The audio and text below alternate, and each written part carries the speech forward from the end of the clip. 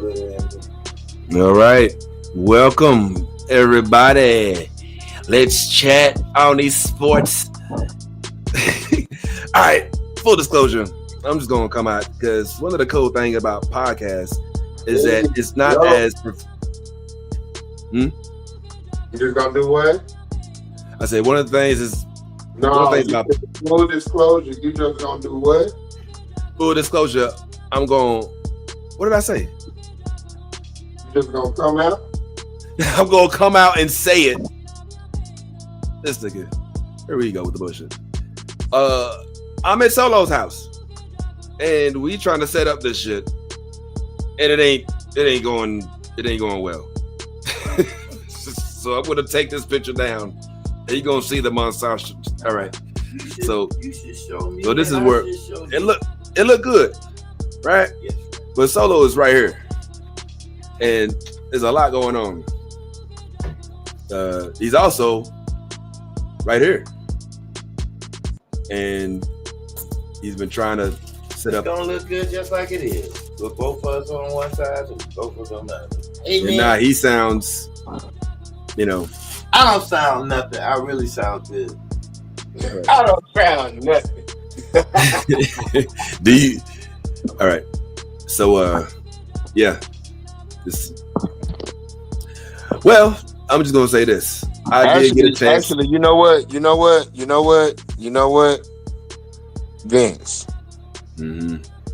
If you scoot over a little bit to your right, hold your right hand up. See? Yeah, scoot over to your right, Vince. Yeah. Scoot over to your right, Vince. Now, all right, bam. Now, Vince. Now, scoot your camera over until you back center. Now, this is where you're gonna lose me. Because watch this. You see this beautiful kitchen? Yeah. That turns into a wall. That's fine, but look. It got you perfectly centered. Yeah, fine right there. Now, Solo, move over to your left. Take this. Now, recenter yourself, Solo.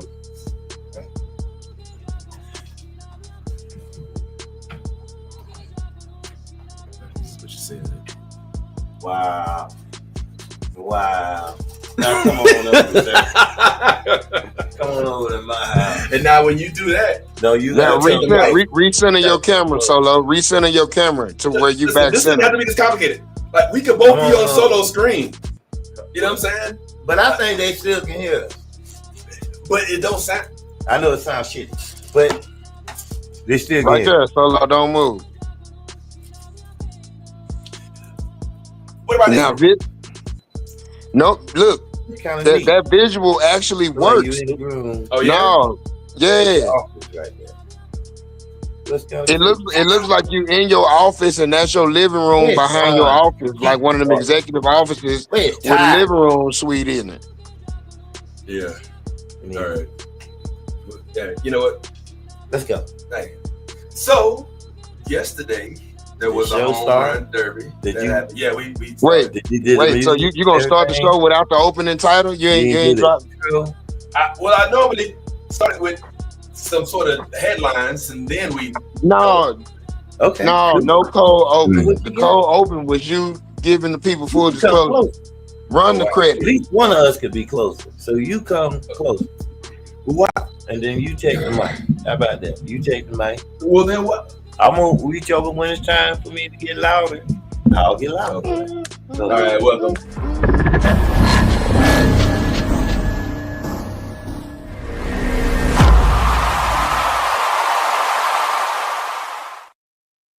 All right, welcome to the stand-up shit show.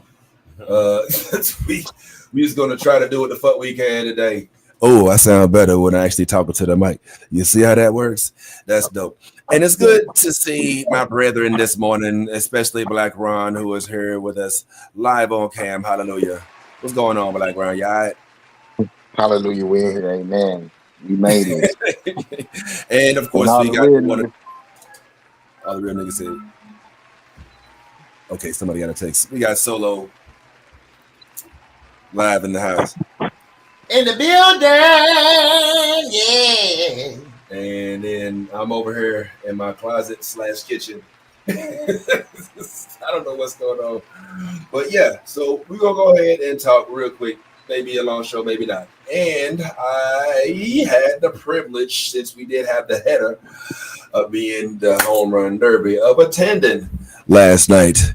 And when I did, I got to see some pretty cool stuff, like old boy from WWE pulling up, and the whole Dominican Mafia gathering together and conspiring against Team USA. A whole lot of cool stuff went on. But what I thought was hilarious was that Jazz Chisholm, who is basically the New York Yankee, which is Solo's team representation, showed up and hit 3 home runs. 3 of them.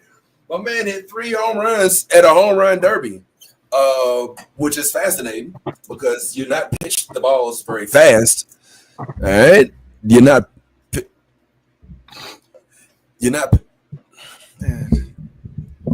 pitch the balls fast. You use who you want to pitch. Hey, we're gonna be back next week. We gonna be back. Hey. I'm yo. All right. Hey, he just don't know that he need to do the talking.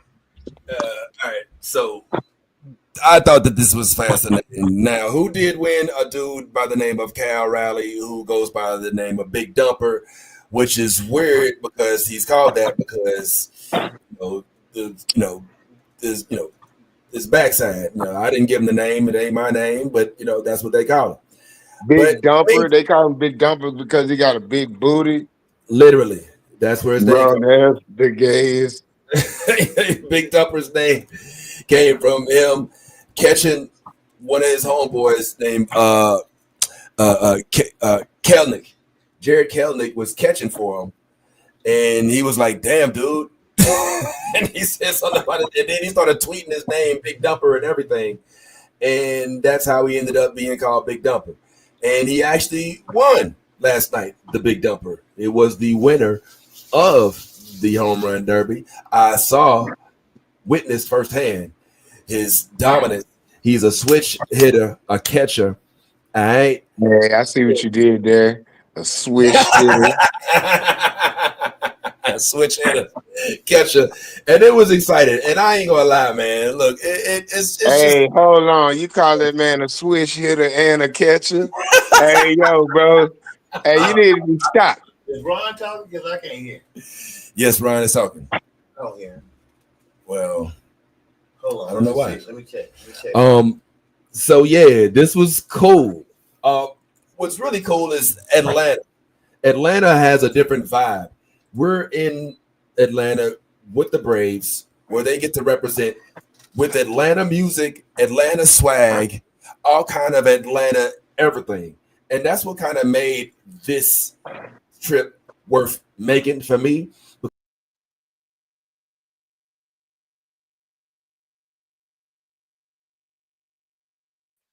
Next year is go. Uh-oh. Can you hear me, Ryan? Yeah. Okay. Next year is going to be at in Philadelphia. Now, when it's there, I'm not going to that. But while it's in Atlanta, I'm like, yeah, man, that's a vibe. And it's so crazy because I'm gonna just give you, like I said, a little bit of background. I'm here, and I was originally expected to come with this dude that works with this thing called MLB Bros. And with them, I consider them like a high functioning, like I don't need the mic. It's cool. It's not working away. A high functioning, high level. I like them as a in terms of like a baseball reporting group because it's about black folks. It's called MLB Bros. So if you're not a subscriber and you like baseball and black people and like to see them both in one, then there's this thing called MLB Bros. I had a chance to work with them a little bit. And the funny thing is, I was coming out here to work with them on this project, but it turned out not to work the way I expected, which is cool. I'm not tripping. I'm happy that I was even able to work with them on the Rickwood project. But here's the funny story. So I let my man know, Gambler, that's him at the bottom. I say, yo, I'm here. Let's link whatever. He cool. We can get together and party. But I was like, let's link afterwards. You know what I'm saying? Because the Home Run Derby is from 8 p.m. till whatever. It doesn't end until 11:30. So I'm like, yo, it's hella late. My man Rob Parker, he's a little older probably. They got a young dude, man. They gonna turn in. So at the end of the home run derby, I was like, man, I'm gonna take my ass home. I ain't even gonna call them, man, because I know they ain't go nowhere because it's hella late, bro. And I know that they ain't gonna sit up and go somewhere hella late just because they gotta work tomorrow. We still got media to do. So I come home, I get in my bed, whatever. I'm looking on Instagram, and lo and behold, I look up on Instagram, and these niggas done went to Magic City. Now I thought that this was like a little bit more of a reputable. I love the fact that they went to Magic City. Not only do I love it, I love the fact that he posted it. I love the fact he ain't ashamed of it. I love the fact that he works for Fox and it's still like, look, I gotta be out here, as it says right here, supporting. look at what the captions say. Gotta pay summer school tuition. LOL. These niggas know they shot out, man. So I thought that was kind of cool. But the thing that I thought was the most interesting was the fact that Jazz Chisholm literally only hit 3 home runs, and it was so embarrassing. He was the only member of the home run derby team, home run derby participants who got booed when he was performing. It was embarrassing, and I frankly felt bad for him because it was like, damn, bro, like you really, really, really did just bomb at the All-Star game. But he had a few things to say to MLB, bro. So let's listen to what he had. Summer Classic, covering Black and Brown All-Stars. Was it fun still? No, yeah. What do you mean? Was it fun? I had a lot of fun. I enjoyed every second of it. So were you not trying my swing? No, it's not that I wasn't trying to hit homers. I was trying to keep my swing and hit homers instead of just trying to hit everything in the air. I was trying to keep my line drive swing and hit homers. But it gets better. What did Judge say to you during the timeout? He said, "Hey, you didn't mess up your swing." So that was basically it. He was like, "You got it. Just keep on doing that. Yeah, just hit your line drives." So it was great. It's sponsored by MLB Bro, because you need to know. MLBBro.com is at the Midsummer Classic, covering Black and Brown All-Stars. So as you see, Jazz is trying to like be real coy about it, be real cool, in my opinion. Like he's not, in my opinion, being honest, Black Ron. I feel like this is what you do when you play it off. Like if you go do a set and you bomb, and when you get off, the comics are like, yo, what happened? You're like, I was just trying new shit. You know what I'm saying? Like that's literally what happened. He went, nigga, you're at the home run derby. This is not the base hit derby. He did not hit. That's what happened, bro. Like, keep it real. Like, this is what it is. Like, the niggas go up, and he's like, yo, I'm gonna kill this shit. You know what I'm saying? Like, I'm on this contest. Hey, bro, that's my go-to live when I bomb, bro. That's my go-to live when I bomb. I was looking to try some new shit, bro. Yeah, man, I'm just trying some new shit. That's all it really is. So I feel like he's embarrassed a little bit, but he's trying to play it off. He's trying to make it seem like it really wasn't that big a deal. But let's see. Summer Classic, covering Black and Brown All-Stars. Try to hit a home run to keep your natural swing. I'm gonna keep my natural swing because I naturally hit home runs. Your natural rip is swing. Lean back like crazy. Of course, it rips, right? So, are you the favorite? Huh? You think would you call yourself the home run derby? Just you hear the dude asking the question. That's my boy. That's the one in the picture who went to Magic City. You hear him asking him like, "Yo, are you the favorite?" Out there, my stepdaddy's gonna be throwing me, and we've always talked about it since we were kids. So it's just an anthem. I like to say, I haven't practiced for it. We're gonna have fun. I'm just here to have fun, So, but don't sleep on me either. You feel me? For more, right now, go to MLBBro.com. Firmly tucked in the bed, nigga. Don't sleep on you. Nigga could have got a full night's rest on your ass. Yo, bro, I can hit 3 home runs when a nigga pitching the ball to me 50 miles an hour. Overhand, lob pitch. Nigga throwing watermelons to my ass. Yeah, I'm just going to keep my natural swing. Yeah, because I naturally hit home runs. 30% of the time, naturally. Yo, it's the most uneven. You know what? Yeah, it's the most uneven match in my opinion, like, because they actually had. Bro, that nigga said my stepdaddy gonna be throwing to me. That nigga must have been mad at your ass. Cause he wasn't throwing you the shit that you could throw away. You supposed to be knocking it out the park, nigga. You talking about, I ain't even practiced for this. You should have. Yeah. Cause your ass was up there. Yeah. Oh, I had a lot of fun. It sounded like you had too much fun, nigga, before you competed, nigga. You was at Magic City the day before, nigga, and then getting it in, showing out, cutting up, ugly ass little boy. Everybody that got that Ant-Man haircut, man, these niggas be out here in these streets wild. It just was.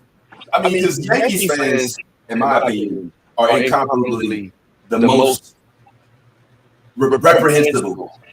That's just for me. That's just my opinion. Bro, that nigga hit. I just watched a little clip of it, bro. They got 2 minutes of him because the crowd started booing. Yes. This nigga hit 4 second base hits in a row, my nigga. That nigga hit that hoe just over, like he's so muscle memory. He shot that hoe just in between the second baseman and the shortstop. 4 times in a row, except ain't no shortstop and ain't no second baseman, nigga.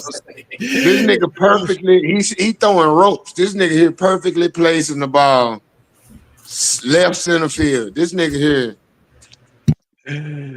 Yeah. What happened? What? This affects yours? Oh my God.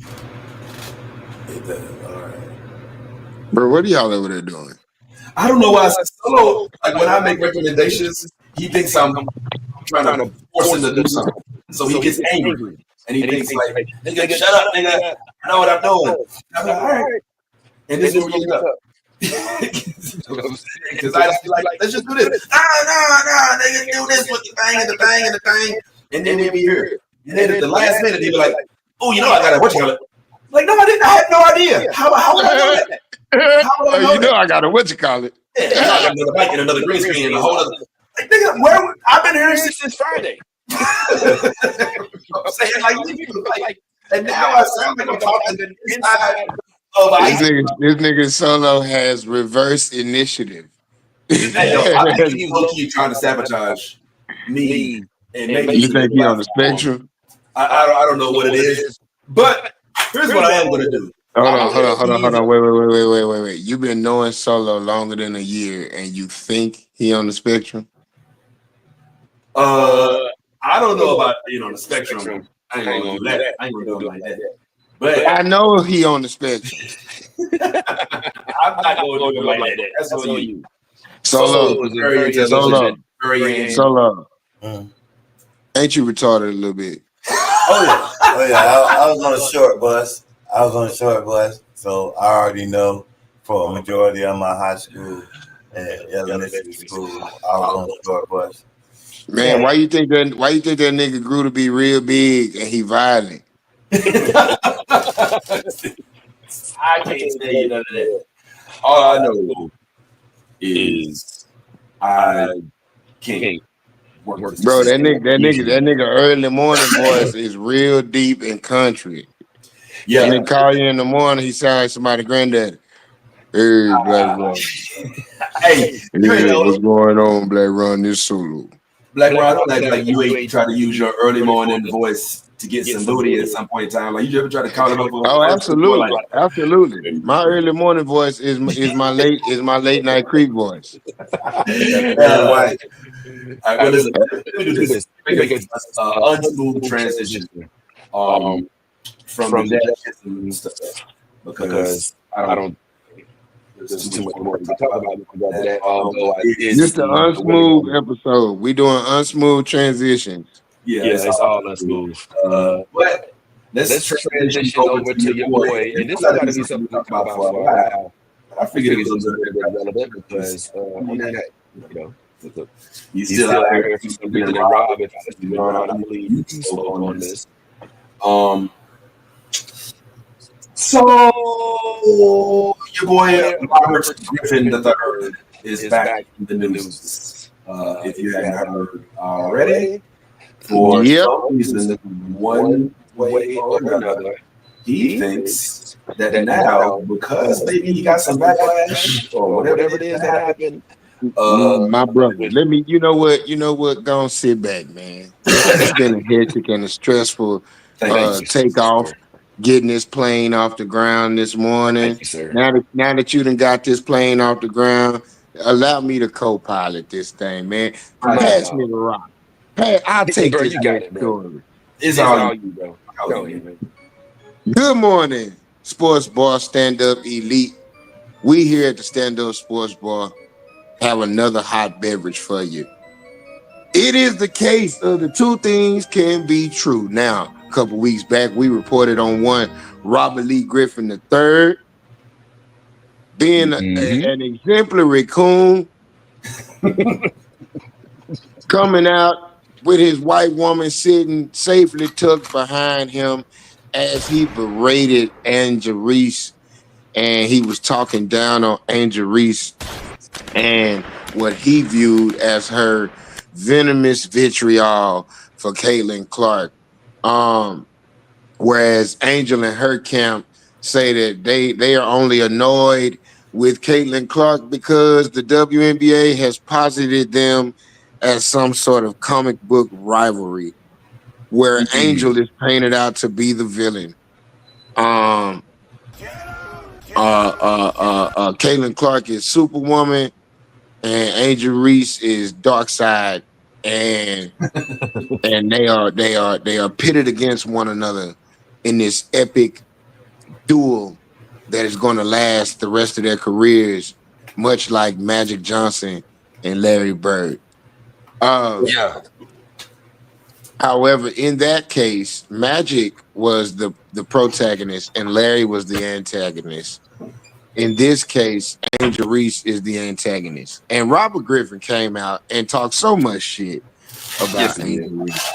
About how she sits up at night and how she is cold and calculated with her fouls towards Caitlin Clark, and how the whole league has binded together to brutalize Caitlin Clark, and how you niggas ought to be ashamed of yourself for how y'all have been conducting yourselves around that beautiful white woman. And if he had it his way, he'd take Angel Reese over his knee and whoop her ass for how she been doing against that white woman. And all you niggas ought to be ashamed of yourself for clapping and applauding this shit, because this is unhealthy. And we was like, Robert Lee Griffin, shut your whole ass up, nigga.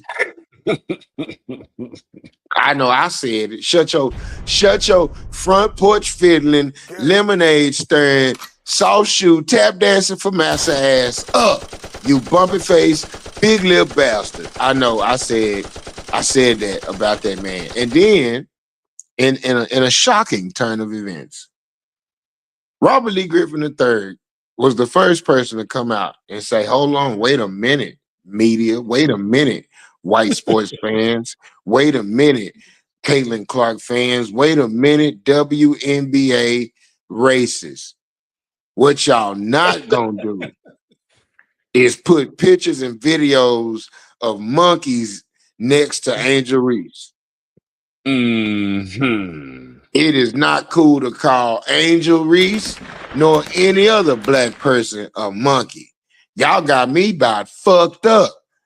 What you're not gonna do is disrespect us to my face. Now, I know I came out and I know I said I don't like Angel Reese.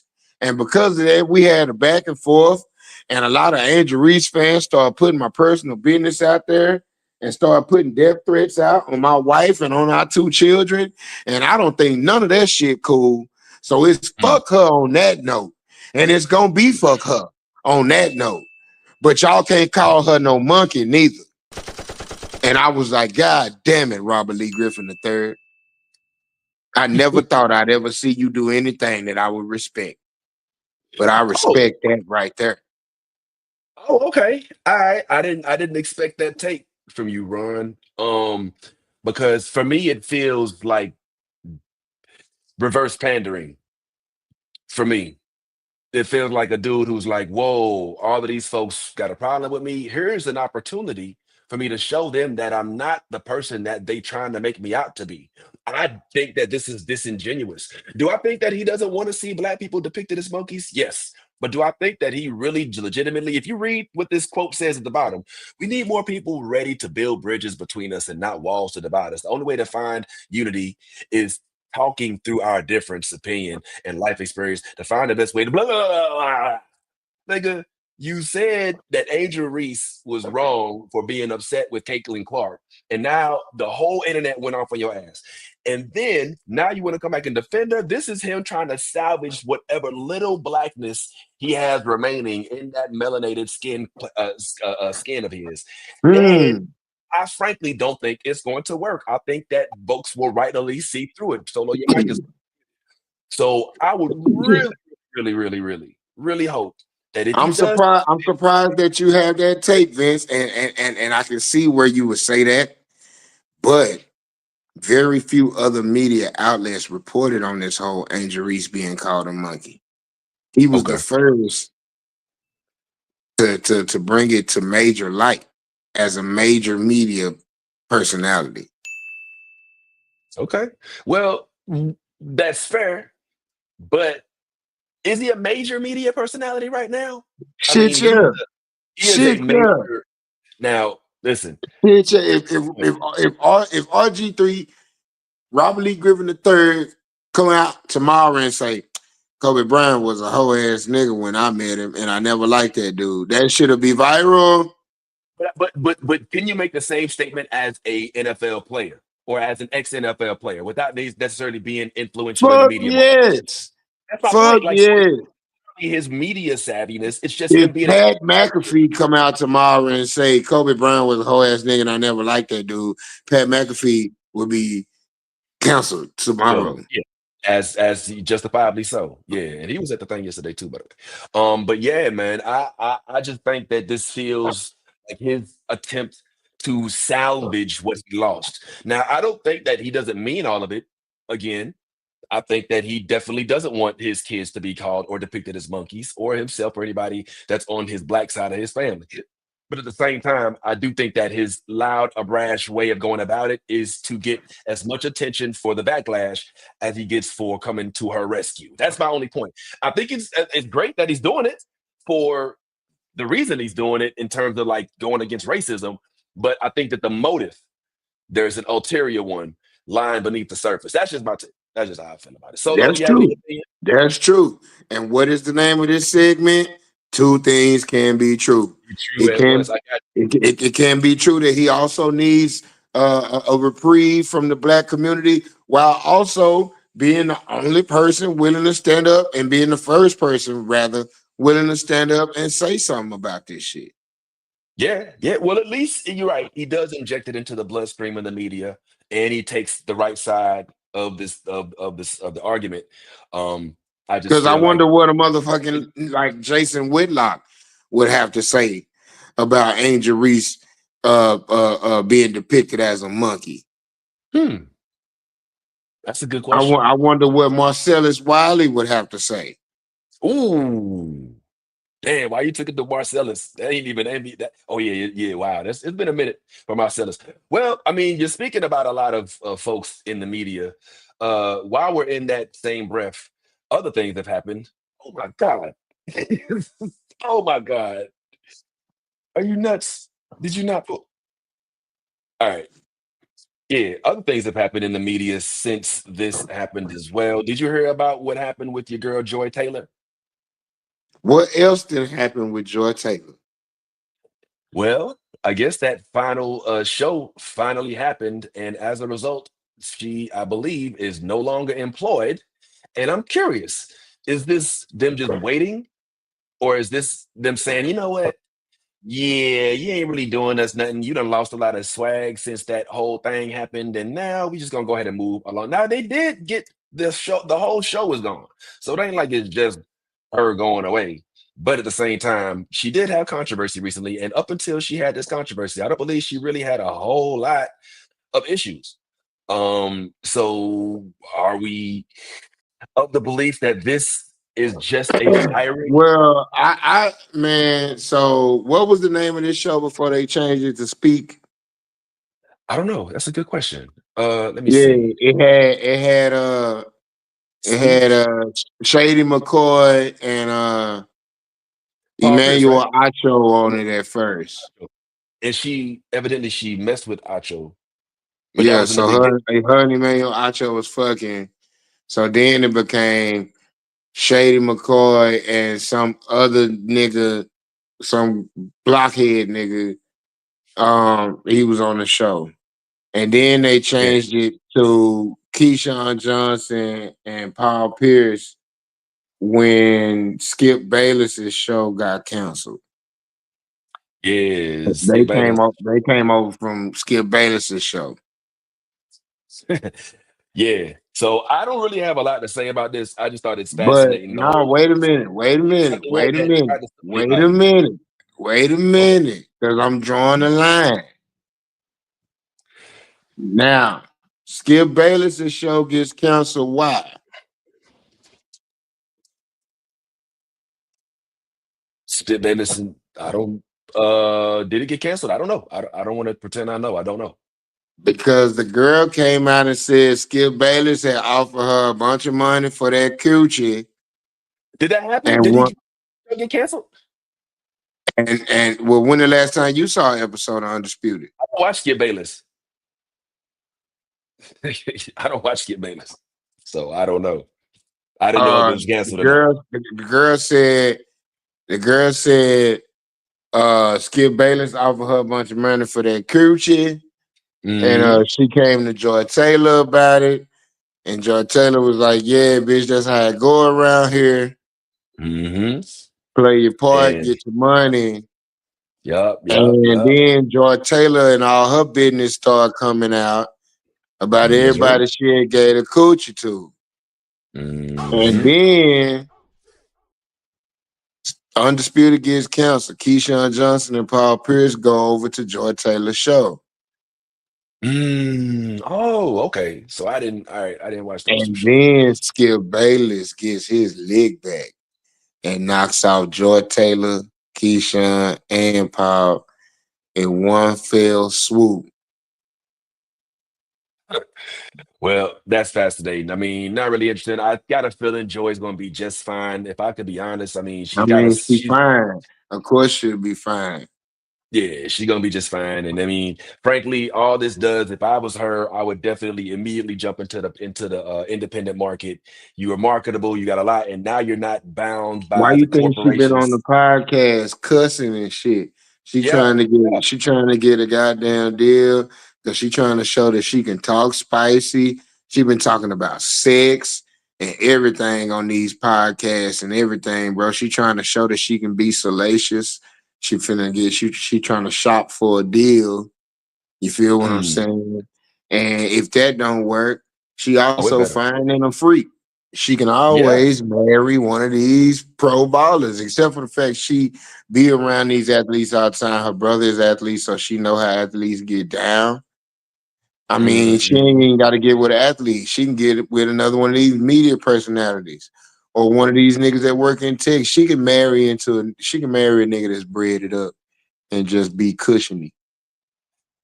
Hey, I want to jump into this a little further, and I got even more to talk about on this subject. And I even kind of want to cross this over into since we got Skip Bayless.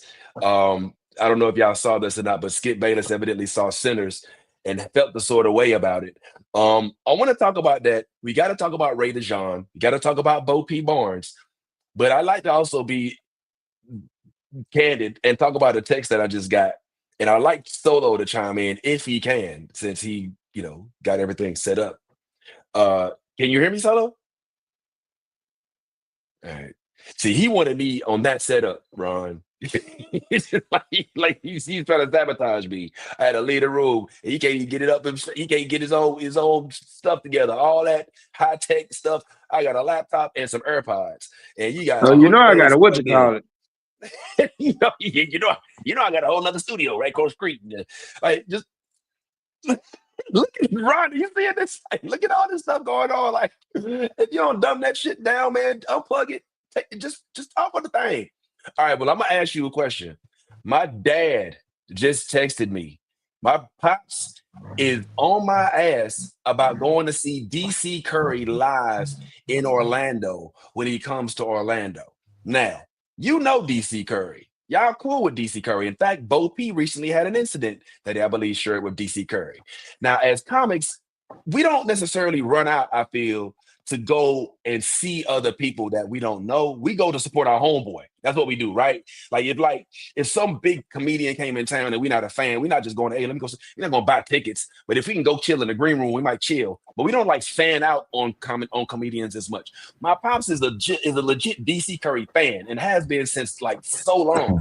And so now it's kind of weird for me because he's kind of like really, really geeked up about the potential to see DC Curry. And in my head, I'm like, man, DC, that's the homie. You know what I'm saying? Like he's a phone call away type thing. You know what I'm saying? He's like, oh man, come on, we gotta. I'm like, I'm struggling between like, yeah, all right, we can rush out and pay to go see him, or you can just chill out. You know what I'm saying?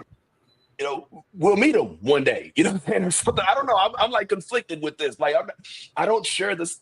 I'm not as geeked about going to now. I know that's wrong because I should be willing to support any other, especially a black comic that comes to the area, right? But it's hard for me to always watch comics. You know what I'm saying?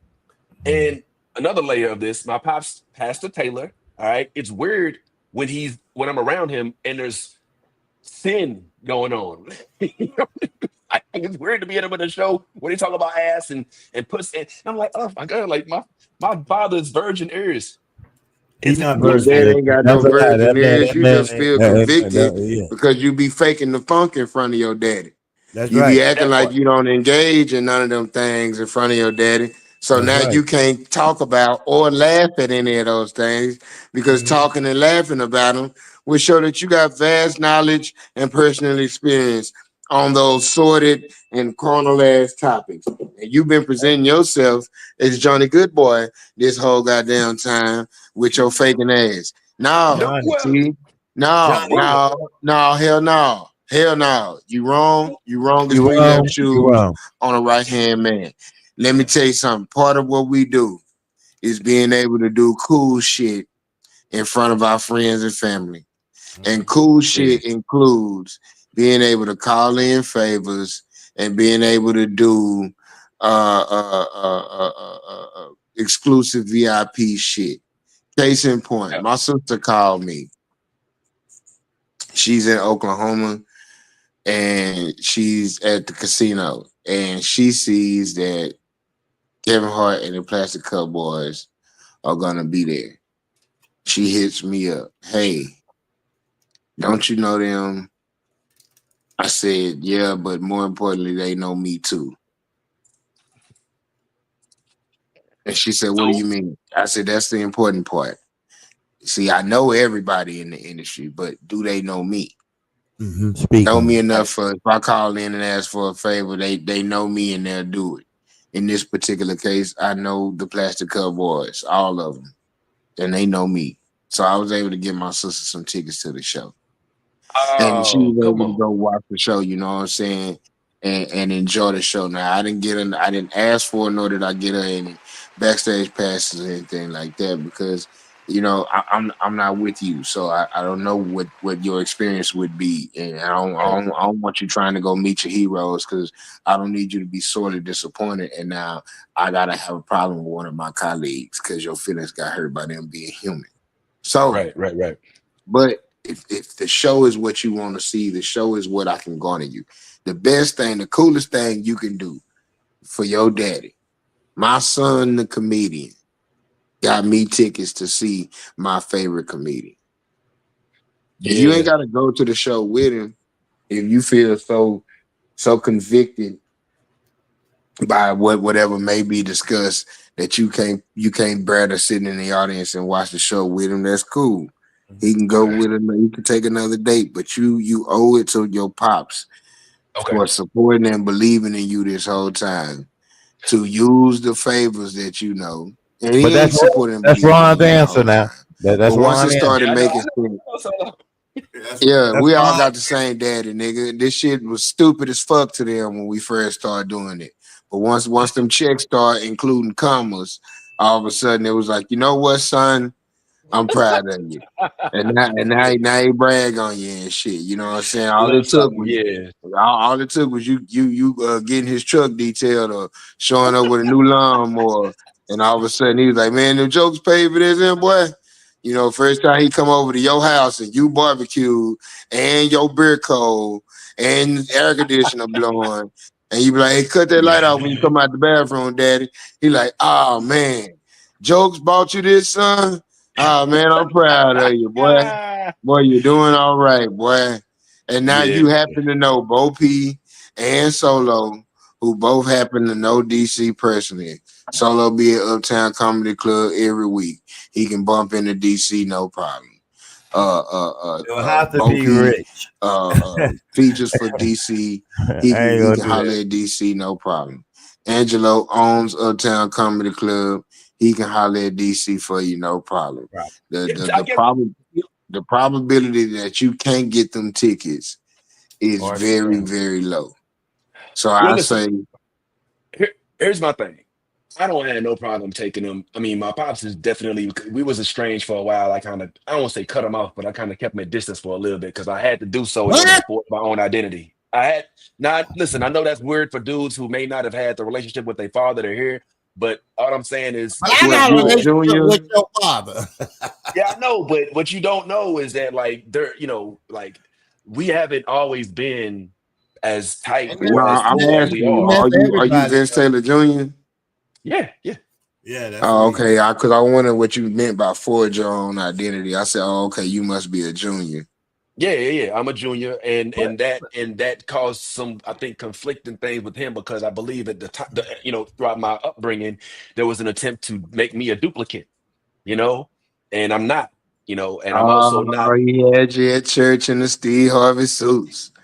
All that, you know what I'm saying? I did everything that way. I was and so when I started to forge my own path, we were at odds because that pathway led to hell, eternal hell. You know what I'm saying? And it's like, well, so it was conflicting for me, like as a comedian who's not a Christian, clean comedian, to have a relationship with a man who basically believes that industry, that choice of a career that you've taken leads you directly to hell. I don't have to deal with that every day and struggling whether or not that's going to be something that I really am. And frankly, I have a completely different opinion about it now, but that's something that I had to be like, I can't let that hover over me when I'm trying to accomplish shit and trying to get the bigger and better places. But anyway, let me shut up real quick. Yeah. Because Solo, I want you, because you met my pops, like you said. And great man. And one of the things about this is that I just don't want to have him. I just don't want to go to just a show with DC Curry. Like in my mind, I'm like, well, anybody can take you to a show.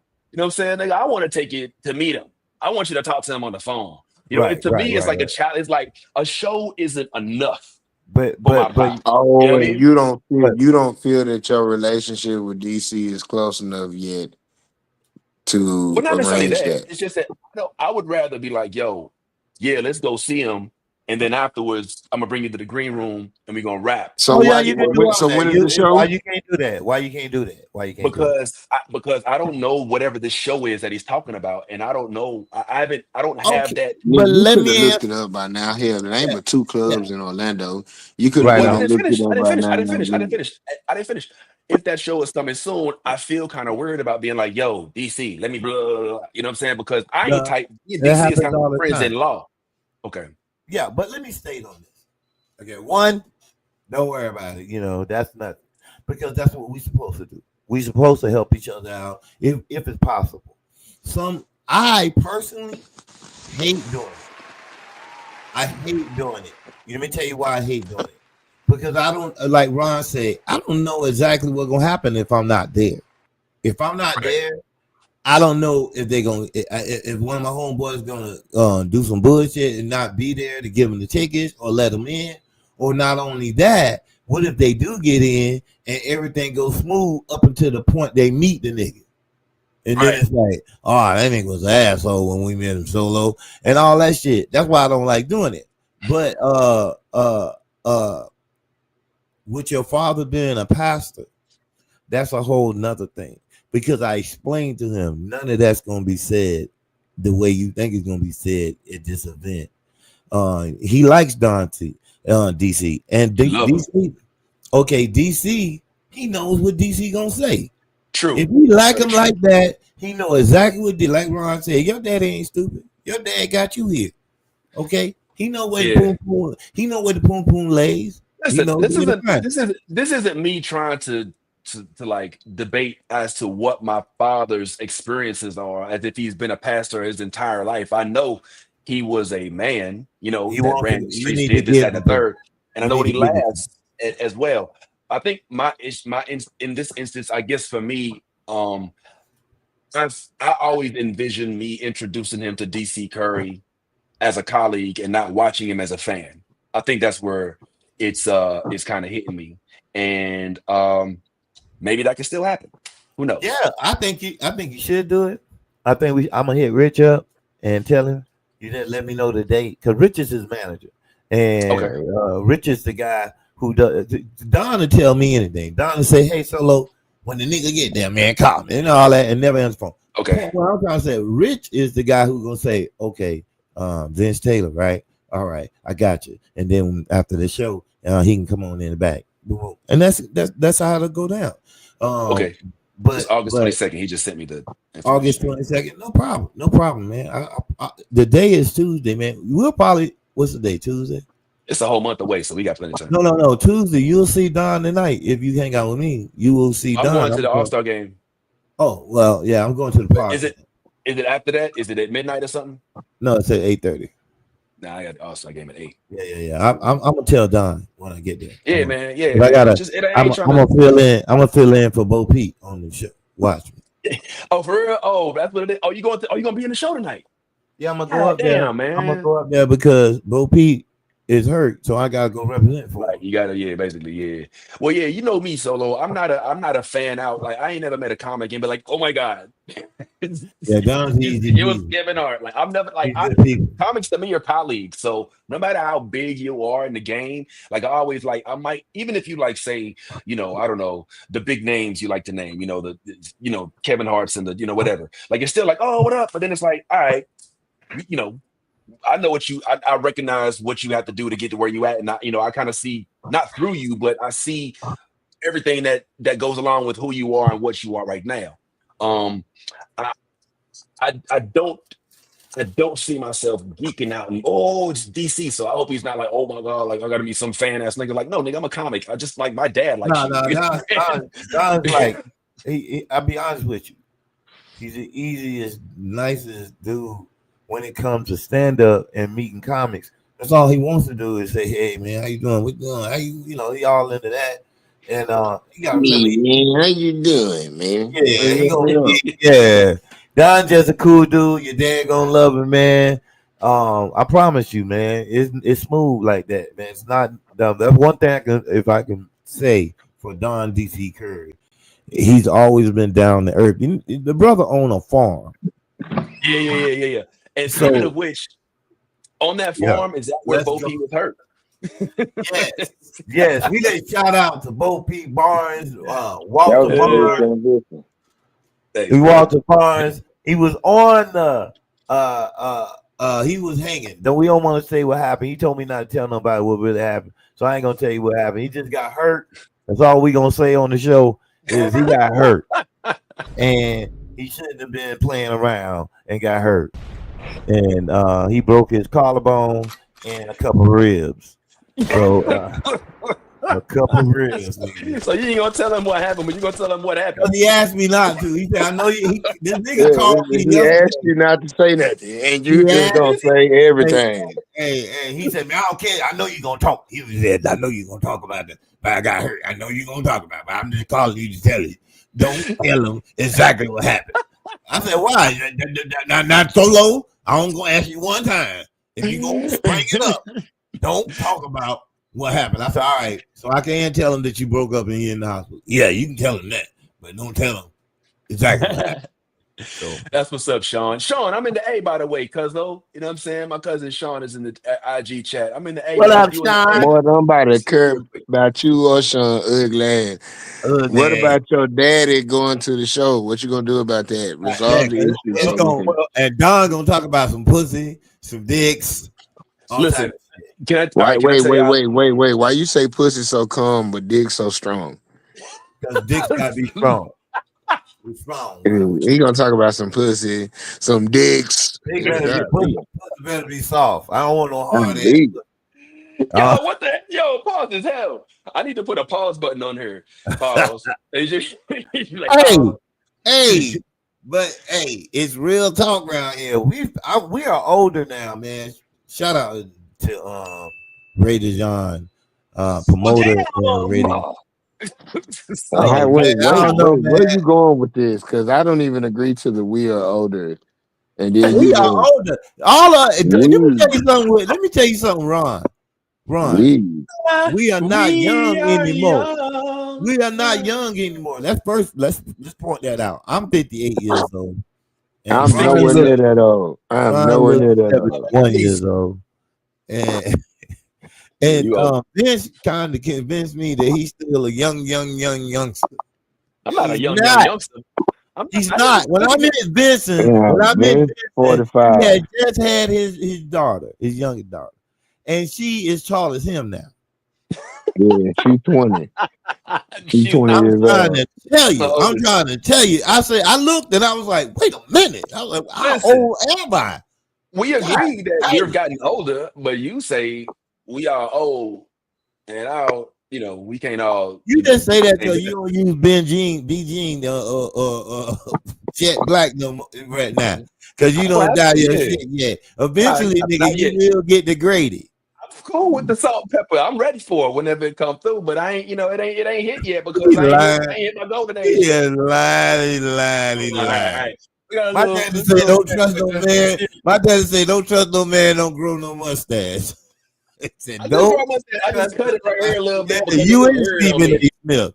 You and It look Stephen weird A. on me. Smith with the small Smith mustache. and iRobot. That's the iRobot look. But yo, man, tell us more because not only are you cool with DC, but as you mentioned before, that we did unfortunately have a loss in the comedy community. Ray DeJean, a long time, very well known, very well liked promoter and comedy show producer and comedian. Some would say, or most would say. I'm sorry, I didn't know him as well as y'all, so don't let me shit on his name. But unfortunately, he has passed. This, I believe, this cover of this magazine is very telling because it's about men's health and Solo, if I'm not mistaken, you kind of know a little bit more about what happened with Ray DeJean and why he may have passed and some of the health issues he may have faced that Well, led to his demise. it was weird because Ray worked out all the time. And that was the weird part about it because we was always seeing Ray trying to work out, trying to keep his body in shape. This was when they first started coming at him about his health. And then he had a stroke. And when he had the stroke, it was around the time I had mine.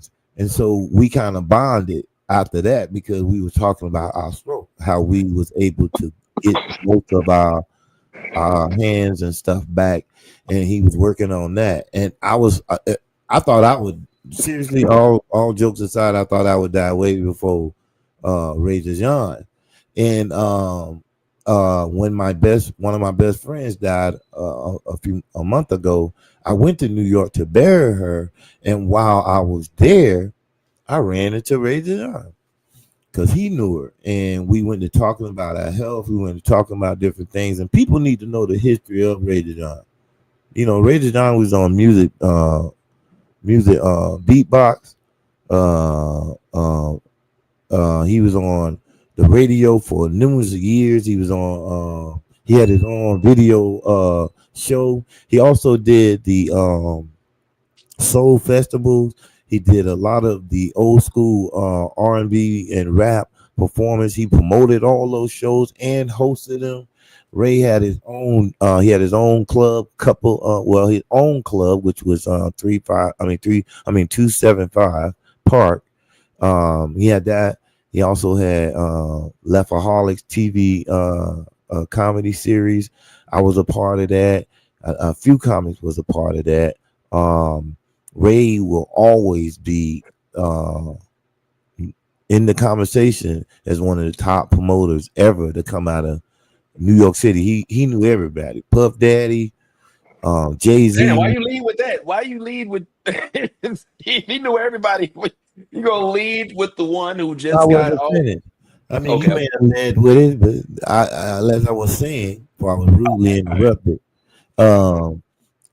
cutting in my segment. Sassy. Sassy.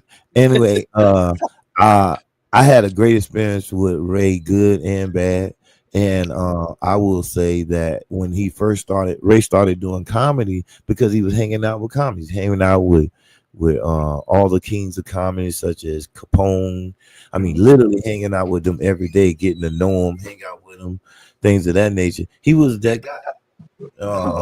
He was always involved, and as Black Ron can testify that he was that promoter who will give you that $100, give you $100, give you $100 and send you on your damn way. Yeah, nigga, send you on your way, nigga. Yeah. So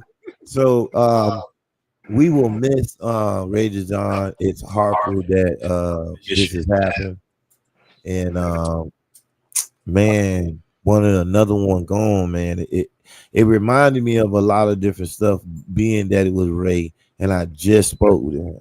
And everyone says, oh, you just people who passed away that it just spoke to. It's so defining on your relationship or what you have with that person. You could have closed my door late that you had a relationship that this nigga come open up the door and they run out. Like, why you do that for? So anyway, I wish I could say more, and I probably could, but I'm gonna leave it at this because I'm gonna let Black Ron come on in, and because he knew him personally too. We all had our own relationship with Ray John, and we will never forget what Ray John did and who he was about and what he done for us. Yeah, Ron, you had any stories? This nigga sleep. Hey, he is cold. Black Ron is the coldest. He need to look. He tripping. He need to be on a TV show. See, any nigga do the Carlton is anything that deals with. See behind me. Yeah. He don't know there's a pack of hair on the back of his neck that he ain't been cutting. He ain't been cutting that pack of hair off his neck. He missed it every day. Look at it. It's right there, nigga. Whole patch of hair that he missed every time. I be like, yeah, he ain't gonna never get that patch. Been putting me to tears over here. And my daddy, he work at the church, and see, I don't know. Hey man, he don't know if his daddy go disown him. His daddy wanted to go see Don DC Curry. Don DC Curry ain't gonna hold back. He hella funny. He about that age bracket, and that I'm telling you, like you might take Don and drop him off with a bunch of young folks, and they might not rock with it. But if you get Don DC Curry around his age group, it is shut the fuck down. Listen, let me tell you how much my dad liked DC. Look, before I started comedy, like DC was one of the ones that used to pop up on Comic View. You know, you sit there. No, bro, he used to destroy it on Comic View, bro. No, he wasn't one of the little. He was like every time I come around, goddamn. Why all the time your stupid ass? Every time you come around here, you just a dumbass. Nah, my favorite DC joke is when he was like, man, I don't know about all these abortion laws around here. Goddamn, say, man, I don't know, man. You know, like I feel like they ain't letting it go long enough. I think you should be able to abort a kid up until they're about 3-4 years old. Yeah, that's a good one right there. That's a real good one. Like, okay, keep acting your bad ass up. Tomorrow I'm taking your ass to the clinic. Chop off something. But my dad, I know I told you. I told you if I ever get some money, I will stay in the hood. I will straight out of the hood. But when I got my check, I was gone. He said, Yo, I'm the only nigga on the block. My favorite DC Curry joke is, you know what I can't stand when you go to a store and they got a sign talking about be back in 30 minutes. Cause I don't know if a motherfucker wrote that note 1 minute ago or 29 minutes ago. yo,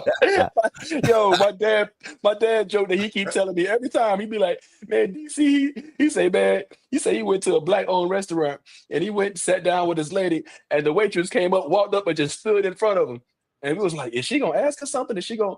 And for a couple seconds, we didn't say nothing, and she just walked away, talking about, well, I guess they just ain't on that. Oh no. When DC Curry describes the black restaurant, bro, he had Ronaldo Ray and Thea Vidal sitting on the side of the stage like how they used to stage people on Comic View. Bro, this nigga was talking about this imaginary black restaurant.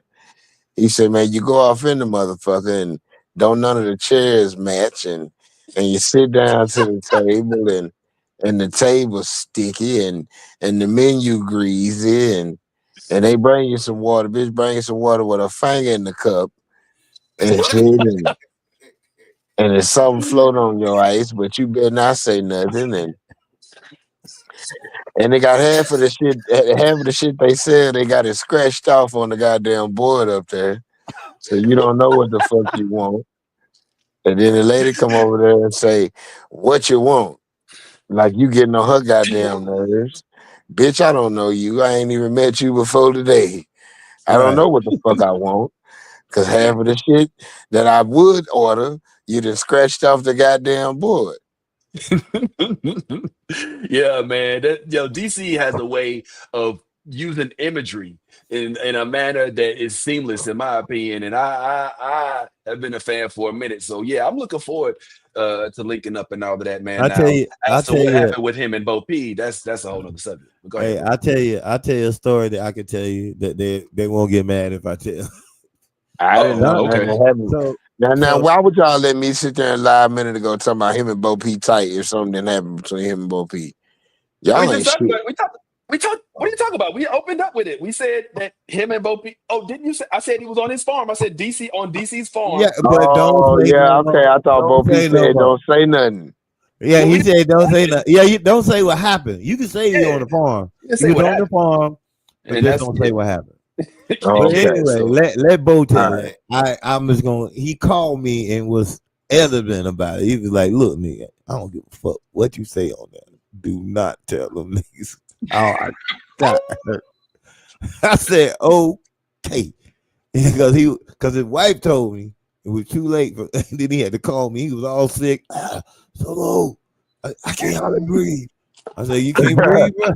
So I can't breathe. He said, I need you to do me a favor. I said, what's the favor? Nigga, don't you say a damn thing about what happened on the show. I know you're going to be on the show tomorrow. You don't miss that motherfucker. He said, but you going to be on.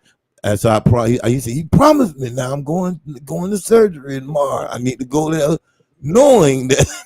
I told Damn, man, that nigga don't trust you for shit, boy.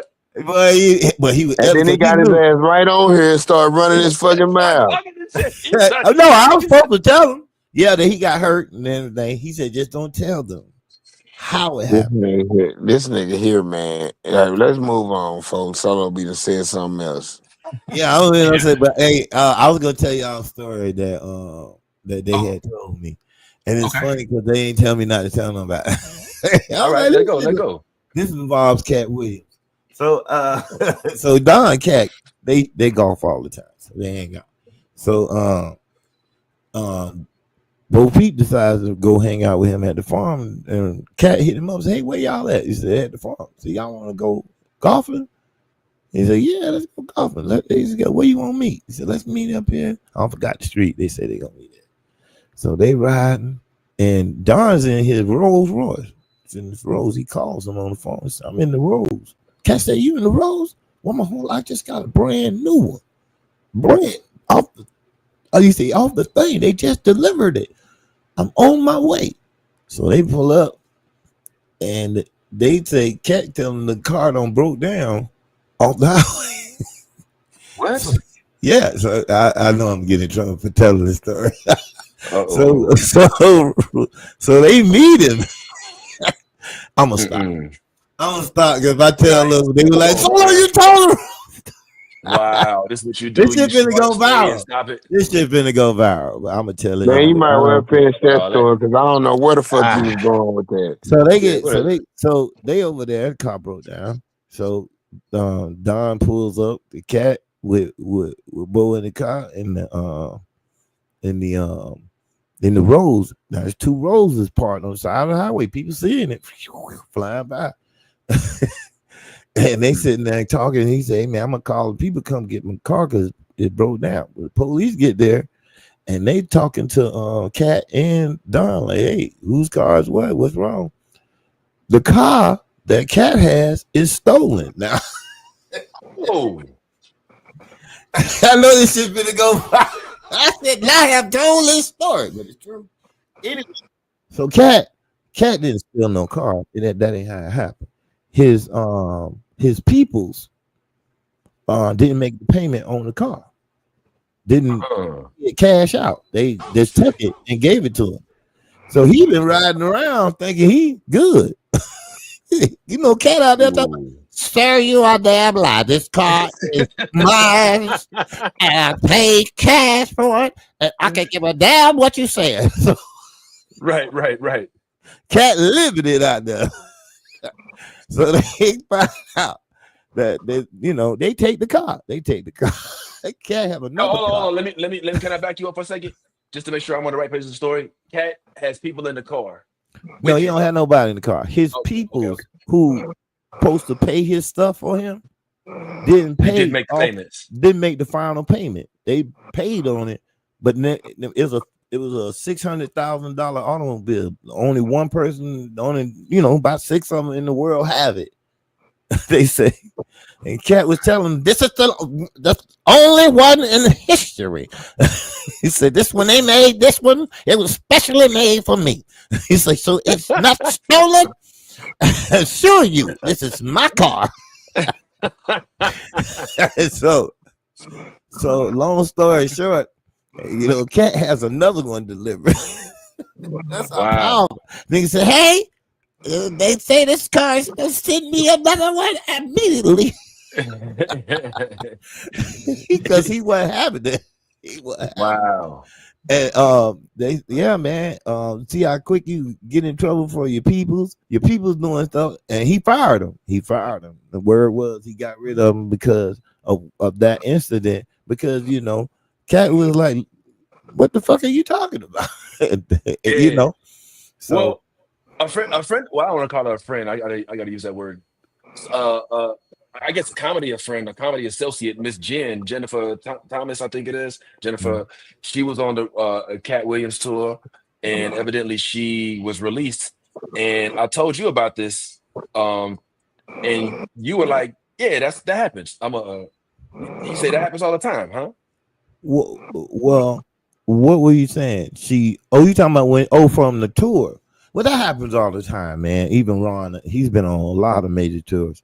That happens all the time, bro. You work with Cat Williams on the World War III background? Black Ron done been on a lot of tours.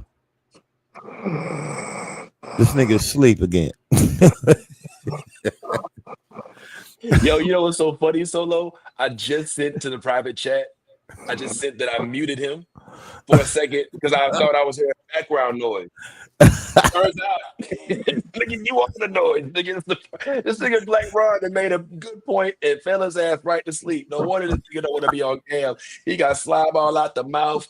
Nigga probably got a CPAP on his face and shit, bro. You know what I'm saying? Go ahead, man. Let this nigga right here, man. You are removed for a little bit, bro.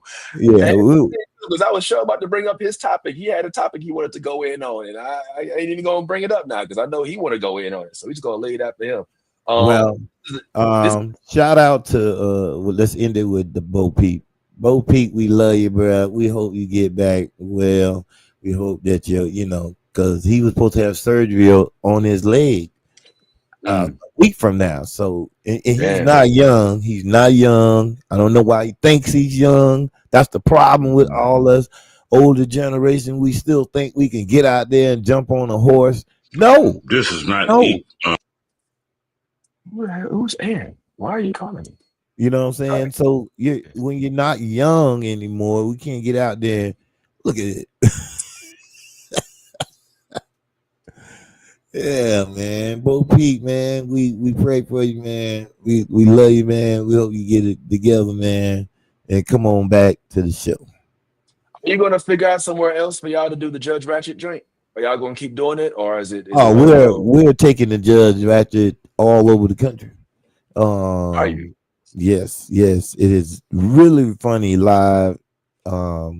We have 6 cast members that we deal with. Plus, we always bring on audience. Tell about it right quick. Yeah, we bring on audience members and all that. That's my boy K Dub right there. K Dub. That is not the Judge Ratchet show, but they use that picture because we was booming at that time. Okay. But it's a Judge Ratchet show, man, with 6 cast members overturned and ran over by 2 judges, Mr. Solo Jones and Bo Peep Barnes. We go over all the social media current events around the world, and we judge them. And if you are found guilty, you shall be burned to crisp in our own electric chair, and the jury is the audience. They determine your fate. It goes down at the Judge Ratchet show. Yeah, I wrote that shit down. I had to repeat that shit like 50 million times. But you know, shout out to LeBron James. Can we go there? I'm just throwing shit out there. I know I'm supposed to be doing it, but I'm gonna throw something out there. I would like to shout out to all the older women out there who are wearing granny panties. It's time to let the granny panties go, because it is not sexy anymore. It was all right to see a new granny in her panties, you know what I'm saying? But you know, even grannies don't wear granny panties no more. So we need to start wearing straight up, getting the women to, you know, bust a move without wearing granny panties all the time. That's all I'm saying. I don't give a fuck how comfortable they is. They ugly. Stop wearing them. That's all I'm saying. Yep. I'm about to smoke. Oh yeah. And also, let's say this right here. If you're in Atlanta, go. Not Atlanta. If you're in Orlando, y'all need to go and check out Don DC Curry. That's August 20. I forgot what day it is. Can you put up the date? I know you're still standing there. Put the date up. Put that flyer back up that you had. That's the flyer. You need to put that mug up, because Don DC will be in Orlando for 2 days. You need to check him out because he's hella funny. And you need to bring Solo. I'm gonna call him. I'm gonna see if I can come. That's what I'm gonna do. I'm gonna call him up. Either I can come or Vince will be featuring. I'm gonna call. Or I'll host. I ain't got a feature. I can host. I don't give a fuck. I'm gonna hit him up. Where is that? It's at the Improv, the Funny Bone. It's on the 22nd of August. Yeah, we need it. I'm gonna hit him up. I'm just like, yo, man, I'm going to August, man. Come on, let me holler at you. Come on down there. Run. Yeah, he's sleep. You can sleep for real. That's hilarious. Yeah, all right. Anyway, well, listen, man. I think today's show should be a short show, since we short staffed anyway. You know what I'm saying? Well, we do need to go over sports, because baseball. Okay. You know, all right. So let's go to basketball, so we can talk about LeBron James. I'm giving it to you, bro. LeBron James solo. As we may notice, that LeBron James opted into his contract. That means it says he doesn't want to go anywhere. When you opt into your contract for $52 million, you are telling the rest of the Lakers that you want to be there. But yet, when the question came up by one of the reporters ran into him, was like, LeBron, like, yeah, what's up, player? He was like, yo, LeBron, you opt into your contract. He said, yeah. He said, so you good with Aiden and the rest of them coming on over, man? You think you get that run? He said, no comment. LeBron said, I don't have nothing to say right now. That I'll quote. He says, I have nothing to say on that right now. LeBron always got something to say. He always got something to say. And when he goes off.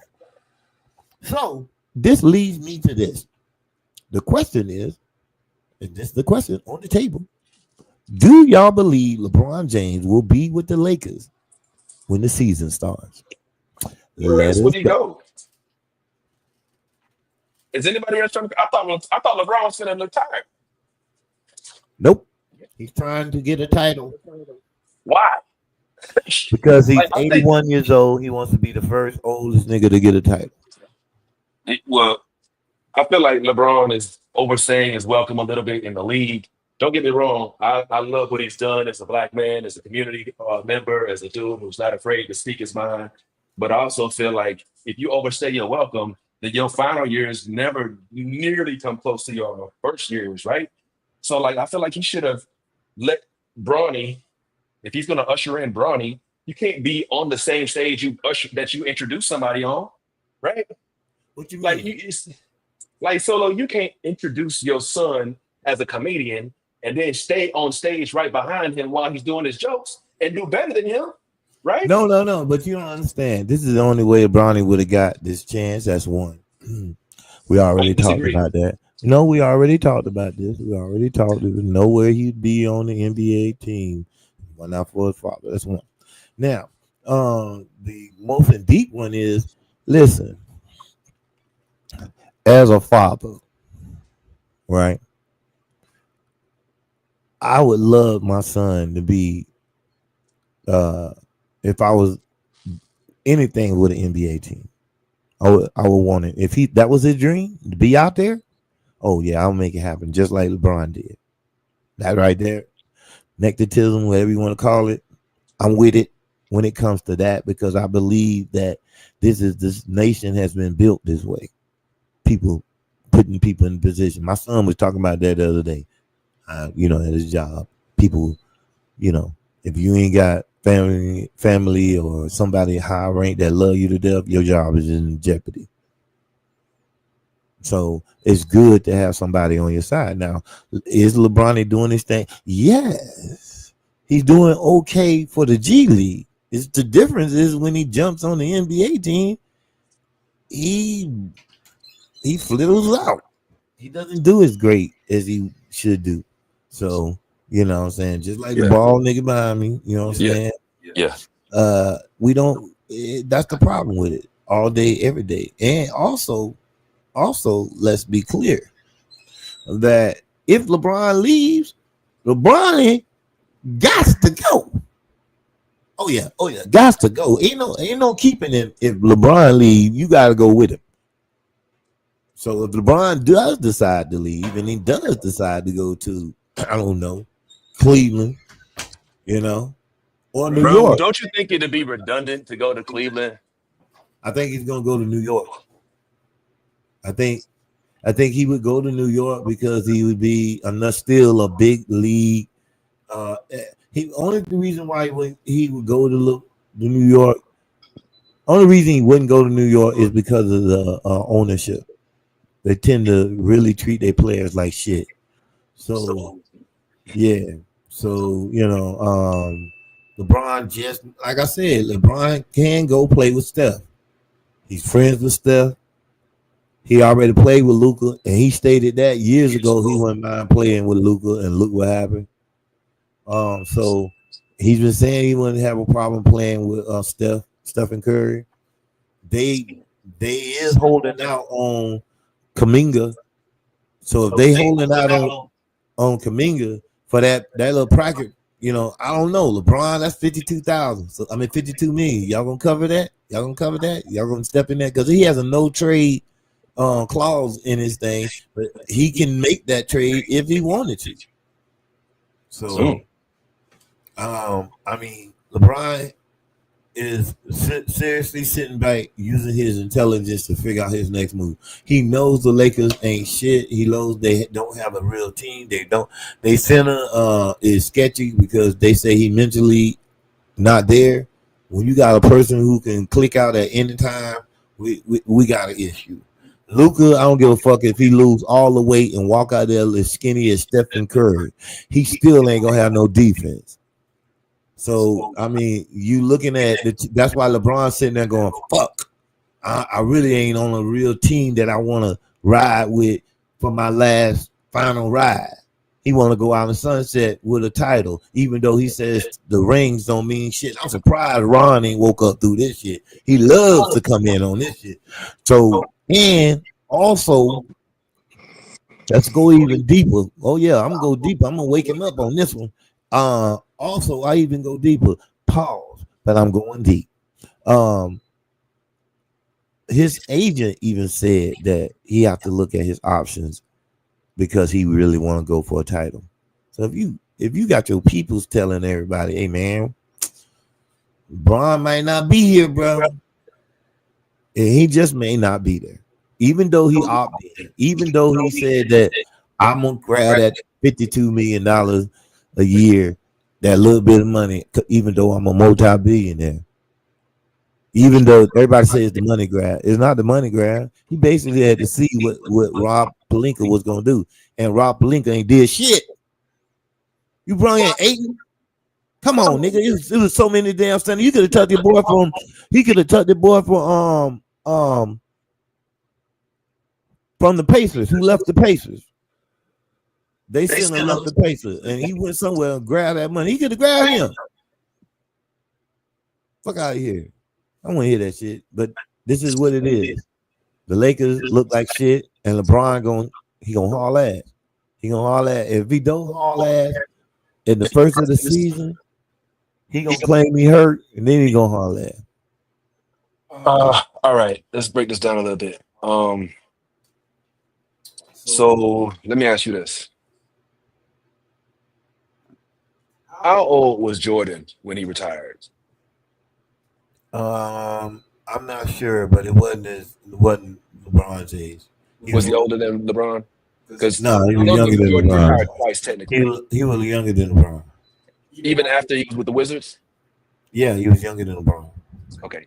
So what is it that you think LeBron is doing? Like, is he trying to secure his legacy? Is he trying to go out with another ring? Don't he already got what? He got at least he got 3 with Miami, right? Nope. No, he got 1 with Miami, and then he got 1 with LA, 1 with Cleveland. He has multiple with the Lakers? He has 2 with the Heat. He has 1 with the Lakers and 1 with Cleveland. I think that's enough. He's not going to beat Michael Jordan. I know, but you don't understand. What is he doing? Like, I feel like he's missing his ambassadorship. ESPN panel is coming. You don't like Stephen A. Smith, so go ahead and get him out of his job if you really want to go out there and show that you can be even better of a broadcaster, or maybe media analyst. There's nobody, especially since they picked up Jordan, who probably has more clout when it comes to speaking on basketball things. So I feel like even though I know he got his barber show and all that other stuff, I feel like he's missing out on the potential to. Because I know he don't want to lose the check. Let's keep it real. Like, the check is gonna stop coming, But endorsements, other shit. You know what I mean? Like, I just feel like LeBron is championing the old guard of NBA players, and as long as he exists in that realm, then that era will be amongst us. Until he leaves, he won't be able to allow the Anthony Edwardses and the Anthony Davises and the Lucas even to flourish as leaders in the NBA, because he is like the GOAT, and he's still in the NBA. He's still there. I'm not giving him no room. Did Jordan have anybody else that was as dominant as him? There were other names, but until he left, there was no room for there to be another leader. You know what I'm saying? And so I feel like he's ball hogging NBA status. And I don't know. I think he'll be successful. He won't put the jersey on. That's just me. Oh, he's very successful. That's not the point. See, it's not about his success with the thing. It's about his walking out the door, that final bow. and he wants to show the world with a championship. So it doesn't care about the success. He's super successful. But nah, bro. He talking about how I'm gonna walk out the door. How I'm leaving this sport. You know, can I leave the sport with my son holding the title next to me? That would take me over the top. That would make people get in the conversation. The problem with LeBron was LeBron didn't accomplish he hasn't accomplished a greater feat other than most points he's accomplished some of the same things some of these other front runners for the GOAT. We think about it, Kobe Bryant has done a lot of titles. I think Kobe Bryant had 5 titles. LeBron has 4. Stephen Curry has 4. He gets one more. He'll up on LeBron. Damn. But and you look at, let's talk about Robert Horry. You know who Robert Horry is? Wow, I'm not that far removed from basketball. Okay, but yeah, he managed to stick himself on the team. Like, don't get me wrong, he did contribute to it. But he just happened to be some of them teams. He wasn't there, happened to be on no team. Don't do that. All right, don't do that. No, because you got to remember, man, this boy was a defensive player, and he was an awesome 3-point shooter, and he won some of those games for them. Let's just look at that. Come on, you ain't gonna get me to argue with you on basketball. That ain't gonna happen. You can't. Because Robert Horry, one of my favorite players. That's why I talk about it. Because I give him his props because I seen him do amazing things coming to teams that needed a person like that, a sharpshooter, man. You couldn't leave Robert Horry by himself on the 3-point line for nothing. You asked it out of gas. Who would you? Okay, let's make a dream team there. So who would you take?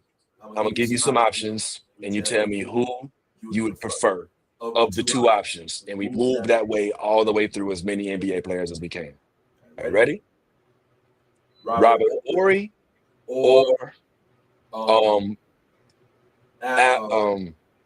what's my man in Miami? What's my man? What's oh my God, I just wasn't Alonzo Mourning, excuse me. Robert Horry or Alonzo Mourning? Robert Horry. Robert Horry or Patrick Ewing? Robert Horry. Robert Horry or Charles Barkley. Nah, he's not a forward. He's not a center. Wait, he's a forward. Horry's a forward. Yeah. Right? Robert Horry or I'm not good at this game. I don't know enough players. Oh shit! You found my other drink. That's what's up. All right. Robert Horry or Shaquille O'Neal?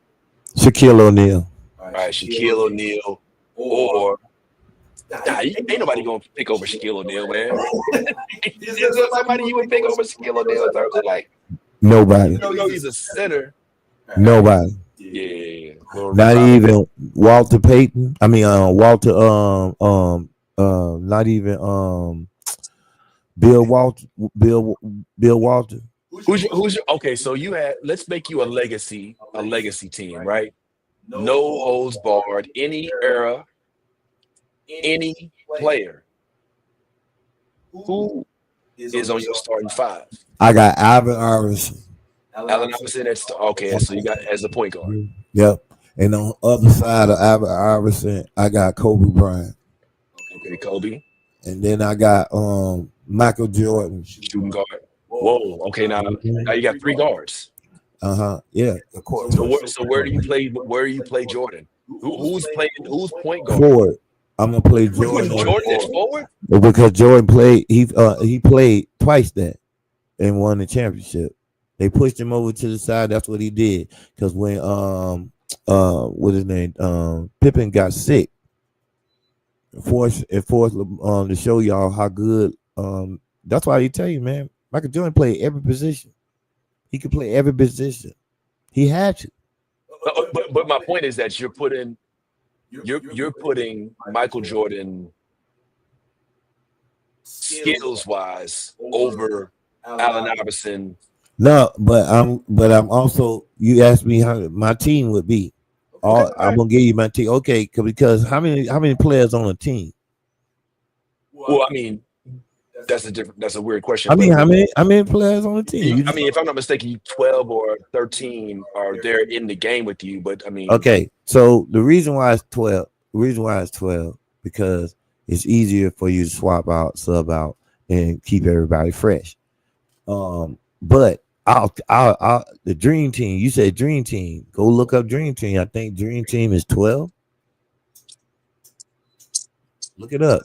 Well, that's not the point. Okay, so when you say your dream team, that's what I was going about. Dream team. So a dream team, I got 12 members. I know who I'm putting on that team. I know who I'm a swap out. I know who I'm. That's why you see you was like who.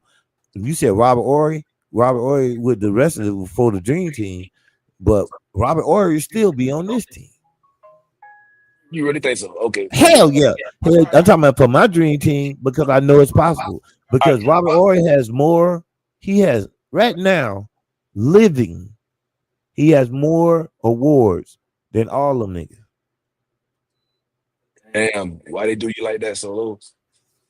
Man. Why have you know Cleo Don the track that he is somebody pawpaw? So what, nigga? I don't know what that means. But look at that. So if you look at the picture that you put on there, that picture describes something. That picture has the difference between this GOAT and today's GOAT, which is LeBron James, is those titles on his hand describe something different than any one of the titles these niggas got on their hand.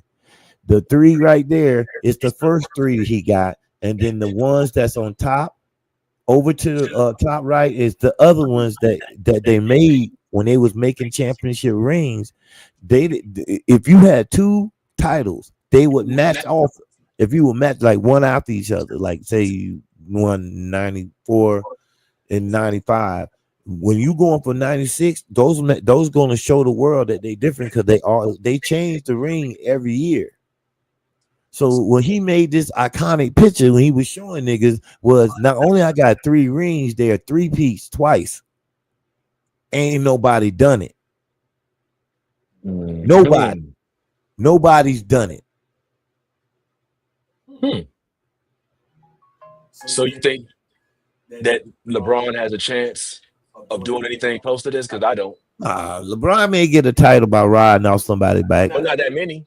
But he's not gonna get but one. So like, I'm just trying to like help me understand. Like, as a dude who consumes basketball content, what does he want? What is he? Because he knows. Here's the deal. These are competitors, whether they on the court or not.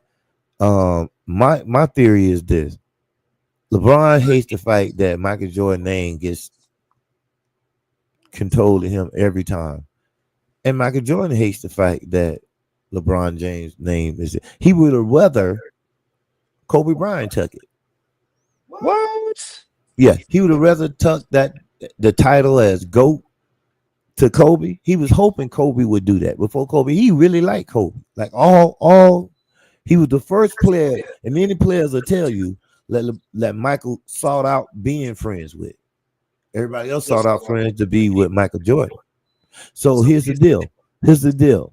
You got LeBron James, who wants to leave here with one more title, so that debate will be that's why you telling everybody, hey man, the rings don't really mean nothing, nigga, because you ain't gonna get no more.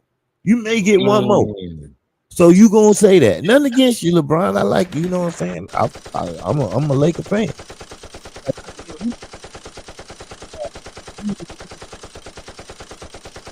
Something that maybe because you know this brother about to be on national television.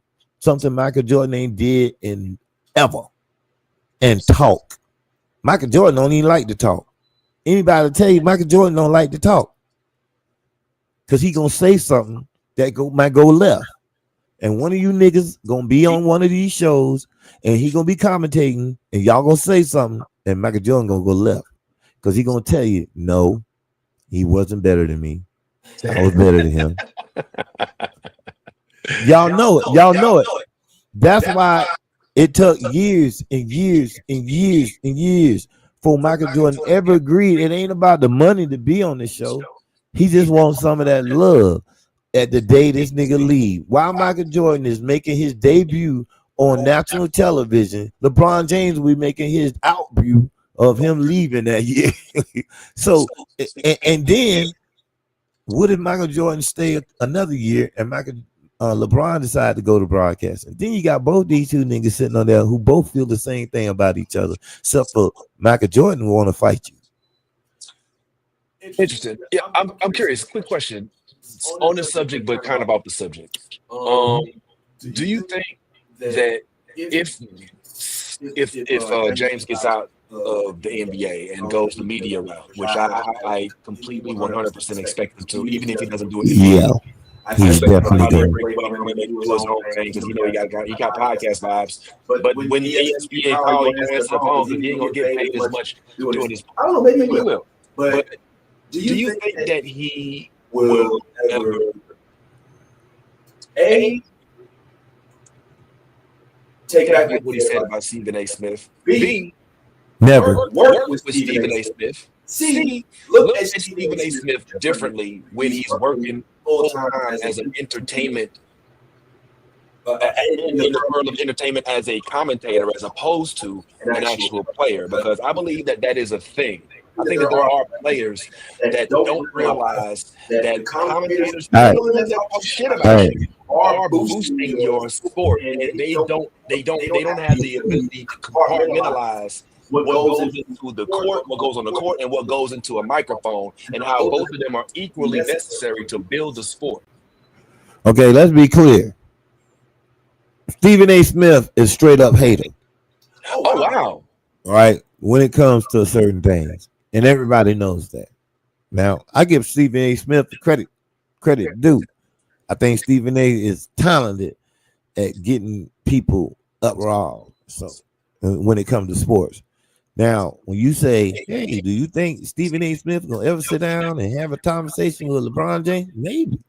LeBron James, that type dude. One day he might want to sit down and talk to you. You never know.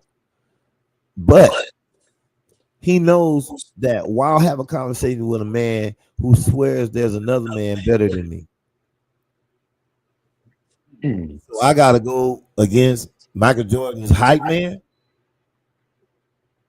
You want me to sit down with Michael Jordan's hype man? Because that's all Stephen A. B. He's that man hype man. He talks about it all the time. This is exactly what I'm talking about. Like what I think you may, and you and maybe the players may not see, is even you have said to me, yo, people on podcasts, sports show formats, they debate. They argue. They do it out loud. They talk over each other. That's entertainment. People like to see it.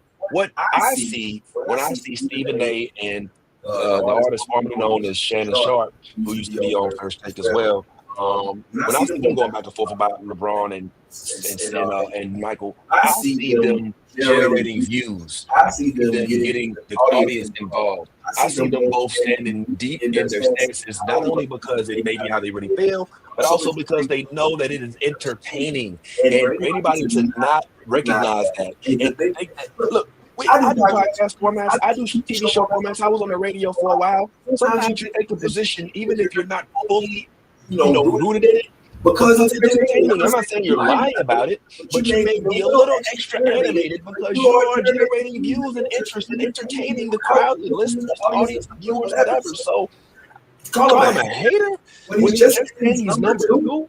He's not saying that LeBron sucks, he's trash, he can't do shit. He's saying he's great, but he's second to my number one because in my era, this is who we all wanted to be like. And I don't think that that's unfair.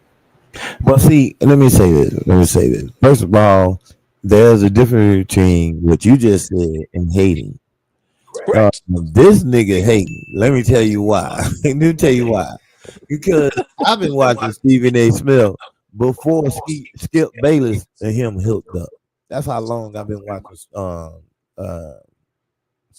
Stephen A. Smith. And the reason I watch him, I find him very entertaining. He is my Charleston White of sports. Huh. So when I say he's a hater, he picked out somebody that everybody would go against because he was the rising star, and all because LeBron wouldn't sit down with him. He even hated him more, even more. So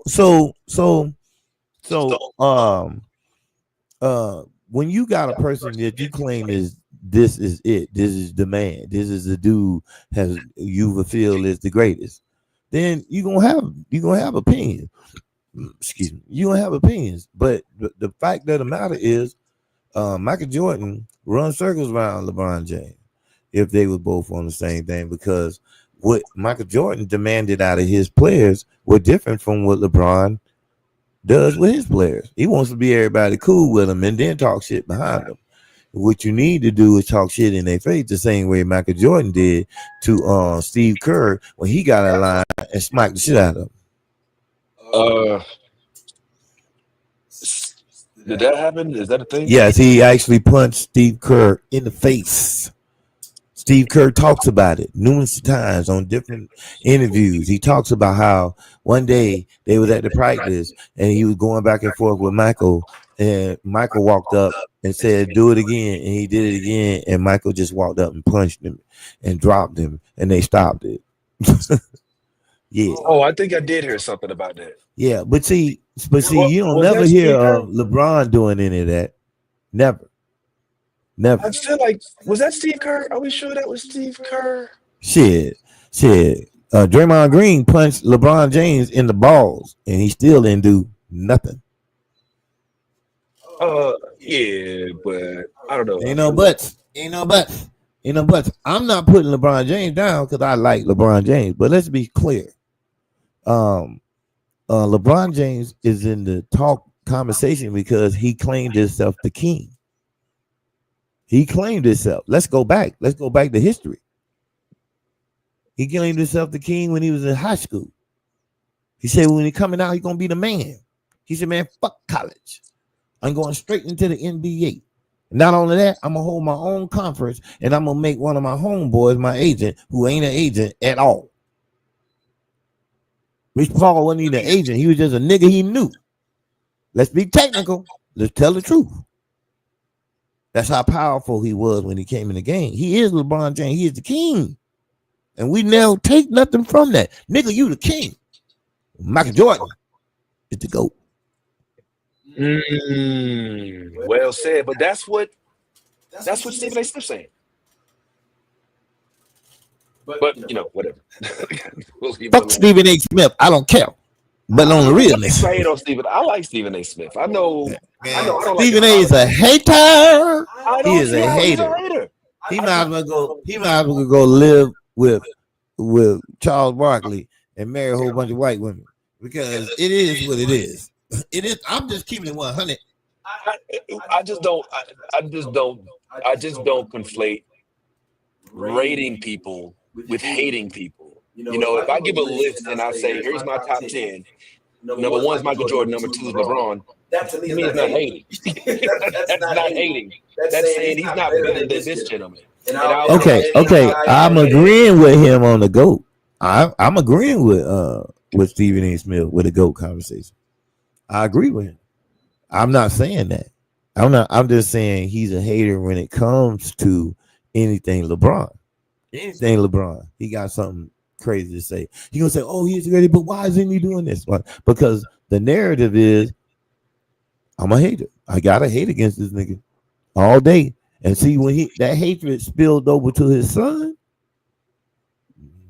now you gotta fight me now. See that, and that's what happened. That's what I'm telling you. That's what happened. I just don't see that as it. Like, I don't think that criticism is hatred. Like, well, let's call up LeBron right now and ask him what's hate is. We make it so that if do you believe it's hate? How is it hating when what Stephen A. Smith said about Braun ended up being true? He wasn't ready for the NBA. The reason he was there, overwhelmingly so, was because of the influence of his father. We're not discounting the fact that his father paved the way, but his pops put him in that position. It wasn't Bronny begging to be brought up in the NBA. Bronny was like, I'm with whatever. And LeBron wanted him to play with his son. And Stephen A. kept saying, don't do this to your son. And Braun took it personally.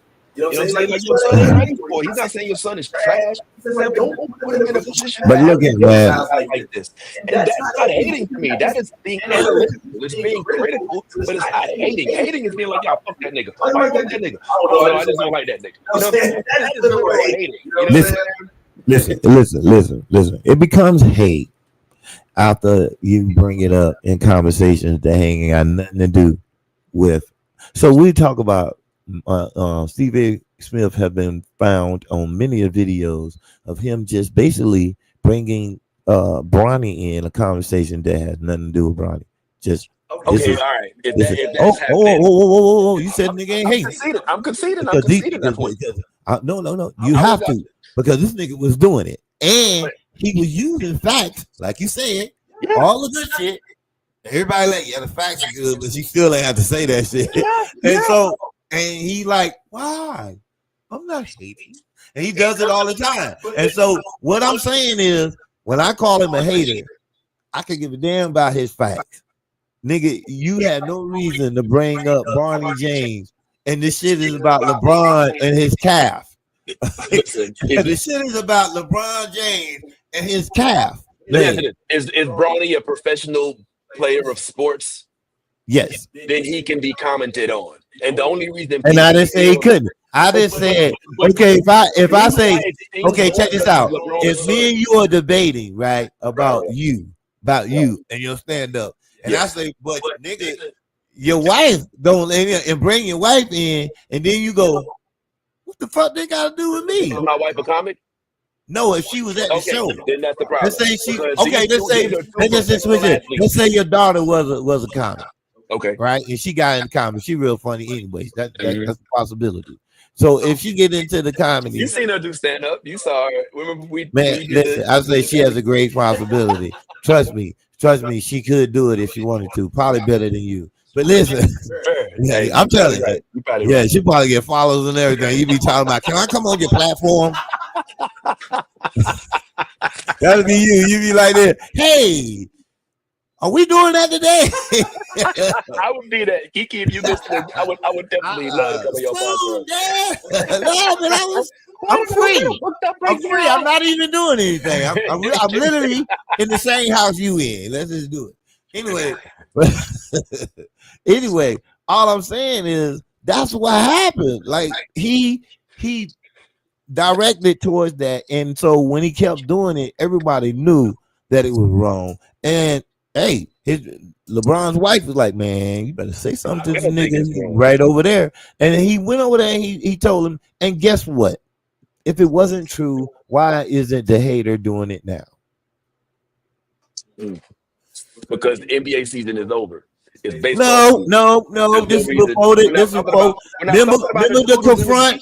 Remember he confronted him. This was all before that. At the end of the season. It was. Well, no, hold on. Hold on. I can verify this. I can verify this. If you want to go back and watch each one of the episodes since then, even up to today, if they bring up LeBron James, he's gonna say a few things, but he ain't gonna never say nothing that's bad about it. It's not relevant right now. Like, okay, check this out. All right, so Bronny, best of Bronny. Bronny is scoring. He scored 14 points the other day. Okay, listen, for him, yeah, in a G League game, and now he was playing against what's your boy name? Cooper Field. Oh, cool. Yeah, so he's the number one pick, the man. Right here, and he was beating on his ass, and he slammed on him twice. So he's getting more. He's even said, man, I'm getting used to playing against these dudes. And if you get used to playing somebody, you're gonna get better. Will he be LeBron? Hell no. Will LeBron younger son be him? Hell yeah, I think that boy gonna be something in the NBA, and he gonna go low in the draft because he good, like literally really good. Why would you go? Well, Branson? You mean a number? You mean a top pick? Yeah, I think he going to 10. I think he gonna go into 10 in the first round. I think so because he is leading right now. He is good and he's taller and he's getting his almost to his father's height. Once he gets his father's height, it's over. So, all right. Well, good luck. Good for them Jameses and all their kings and all of their kids. Fantastic. If it's cool, man, before we start wrapping up, I figured we could do a couple rapid fire. You know what I'm saying? A couple. What you looking at? I was looking at the blunt. I was looking for the blunt, man. It's a new life. You going to talk and smoke at the same time? At the same time, yeah. Man, how come we keep having shortage of lighters? Anyway, all right. So what you want? What you want first? Something nasty, something gross, or something violent? It depends on what you. All that's bad. All that's bad. So if I had to pick one, I'll probably get some. Did you say nudity? I didn't say nudity. No. We're gonna go ahead and start it off with this. I don't see it. Wait a second. Oh yeah. Oh yeah. Ooh yeah. Oh yeah. Oh yeah. Yeah. Oh.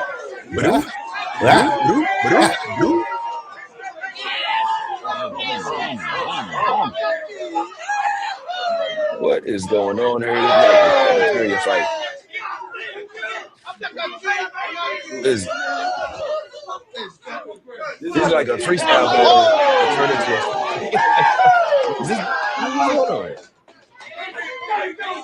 You seeing this stuff? I like it. I can't tell who's winning. They both winning. Ooh. They both winning. Nah, they both winning. They both winning. Oh, they friends.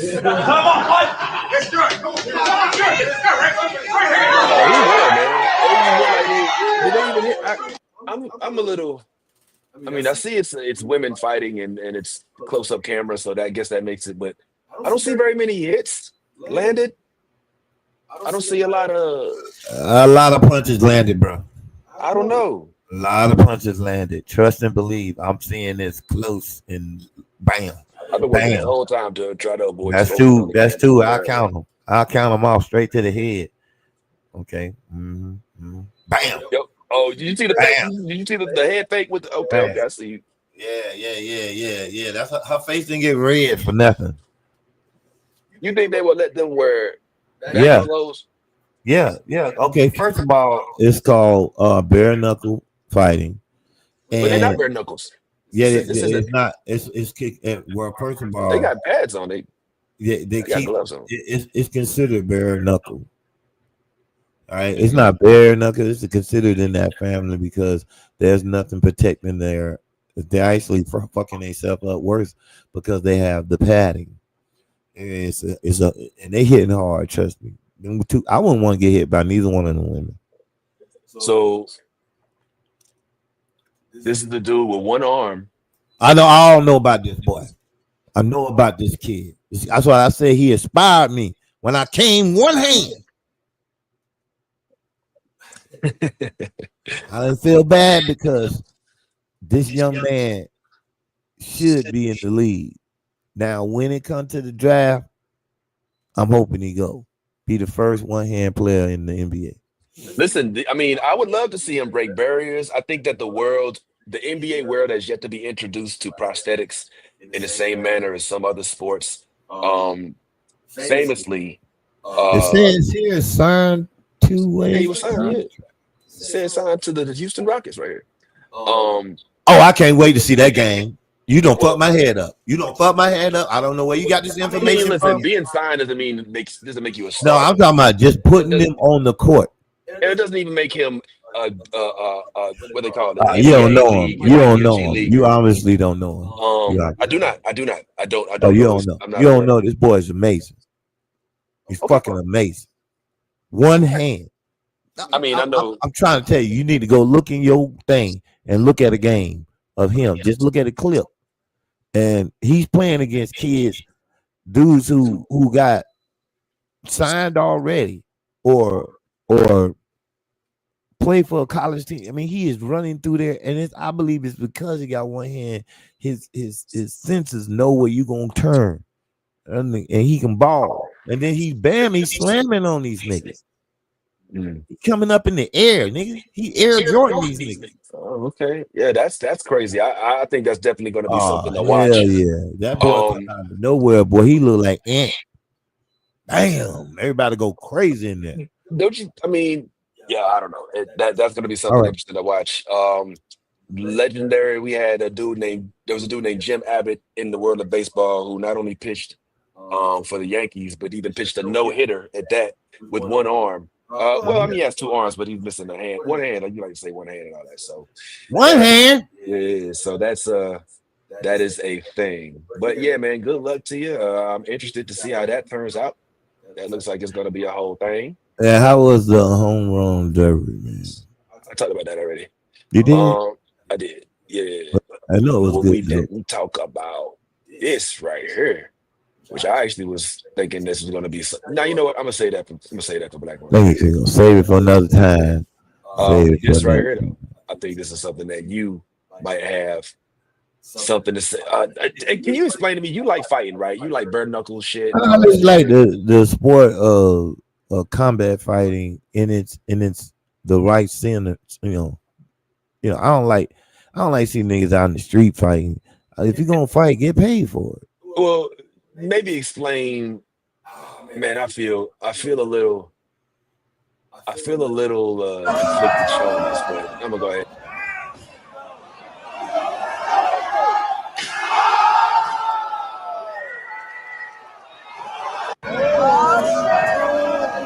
So this is the problem with wrestling. This is the problem with all that. You know what I'm saying? Like what is going on? Like I can't even look. I'm queasy. I can't. You know what I'm saying? Excuse me. And that might even get us that we might not even be allowed to show that. Yeah, you need to take that off. But anyway, just to be clear, hell no. I mean, I don't get down with none of that right there because there's so many people don't got hurt, seriously hurt. And when it comes to wrestling, the professionals knew how to do it, you know, and they learned the hard way. Because if you ever looked at Ric Flair really close, if you looked at Ric Flair really close, you can see the battle scars all over his head and all around his face because he had endured all that to become who he was, but they found out how to do it safer. These amateur guys sitting up here doing this, come on, man, your head skeeting out blood and you supposed to be hard. That supposed to make me say, I can't wait to come back. Nah. I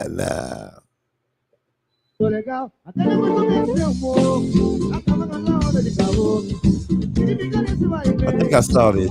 This was off the hook. The dog ain't lose a beat. Nah, he's like, yeah. Bitch, I told you when I saw you with Tyrone, Felipe. You feel like me talking about Felipe? Okay. Yes. Just like, hey, welcome to Rio. You know what I'm saying? I don't. Yo.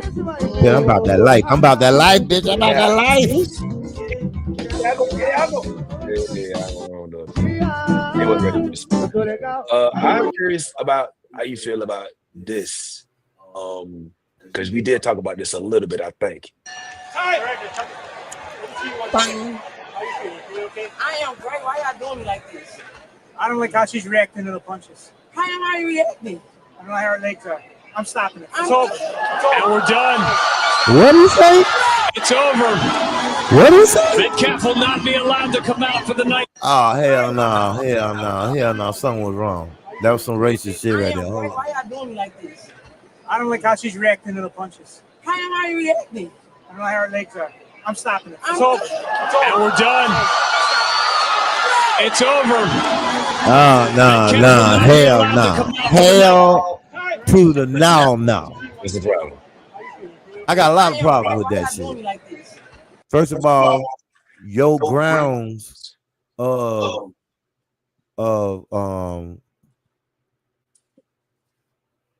stopping the fight. Their grounds of stopping the fight have to be on something real. Like you can, even when you look at a person's face or eye, the doctor have to tell you something like, "Hey man, I think we need to start the fight." And not only that, he's got to confer with the doctor. Like they both look at each other and say, "All right, this is a problem. What's the problem?" And then they didn't even have her corner with her. She had to have a corner man jump up, and he have to say what it is you telling me that before you stop the fight. Now you can stop the fight at any time. The rules are you can stop the fight at them, but you got to have grounds. You got to have something that tell the people why. Because especially in a championship fight, it looks like a championship fight, and it looked like the girl was coherent all the way. So fuck all that. She talking about because of hair. He said he don't like the way her legs was moving. What? Yeah, I'll play it again. I'll play it again for you right quick. Here it go. Watch the text. I am great. Why y'all doing me like this? Why y'all doing me like this? I don't like how she's reacting. I don't like how she's reacting to the punches. I don't like how her legs are. It's over. And we're done. It's over. That's what I'm talking about, man. Listen, man. Fuck all that. That's why they need to get rid of some of these old referees, man. They need a new and younger generation. Yeah, because nigga, if you're trying to get home to see Judge Judy, nigga, just say that, nigga. Yeah, man, you gotta get rid. You got a reservation at the Sizzler, and you don't want to be late. Just say that, bro. If you tired, then just go home. But don't stop this lady's fame. And she said literally, I don't know why y'all doing me like this. I am great. She didn't say I'm fine, I'm cool. I am great. You can't say that. Yeah, and she said it clearly. She said it confidently, like I'm great, motherfucker. Yeah, like real talk. That's why I say these old referees gotta go. I am great. I am great. I don't like how she's reacting to the punches. How am I reacting? I don't like how her legs are. I'm stopping it. It's over. And we're done. I mean, it looked like the doctor. That's the doctor they was talking to. It looked like all that stuff he was saying. I don't know, man. Well, the referee can close. He has the power to shut it down anytime, but he has to also know that they're filming him, and somebody could appeal the decision. So he has to give a reason. He said it because her legs were shaking. He said, "I don't like the way she reacting to the punches." And I'm gonna tell you something right now. When they are talking to a person in that corner, they're waiting for your reaction to how you talking. And she was so coherent. How else can she say it? Yeah, this feels like some highway fuckery, and I would definitely make sure that they knew you'd be hearing from my appeals. Yeah, but you have to appeal. You have to appeal the decision, and they'll run it, and they'll say okay, but they mostly gonna let him. Because they all down whatever. They wanted that girl to lose, and she lost. That's what we say about a lot of shit. That's why when you go to basketball and you see, what's his name, Chris Paul, and he had that beef with that one referee. For years, he had beef with this guy. But it was proven that this guy had beef with him. He was just literally dogging Chris Paul out every time. And then Chris Paul said, I'm not going to play if y'all have this referee refereeing the game.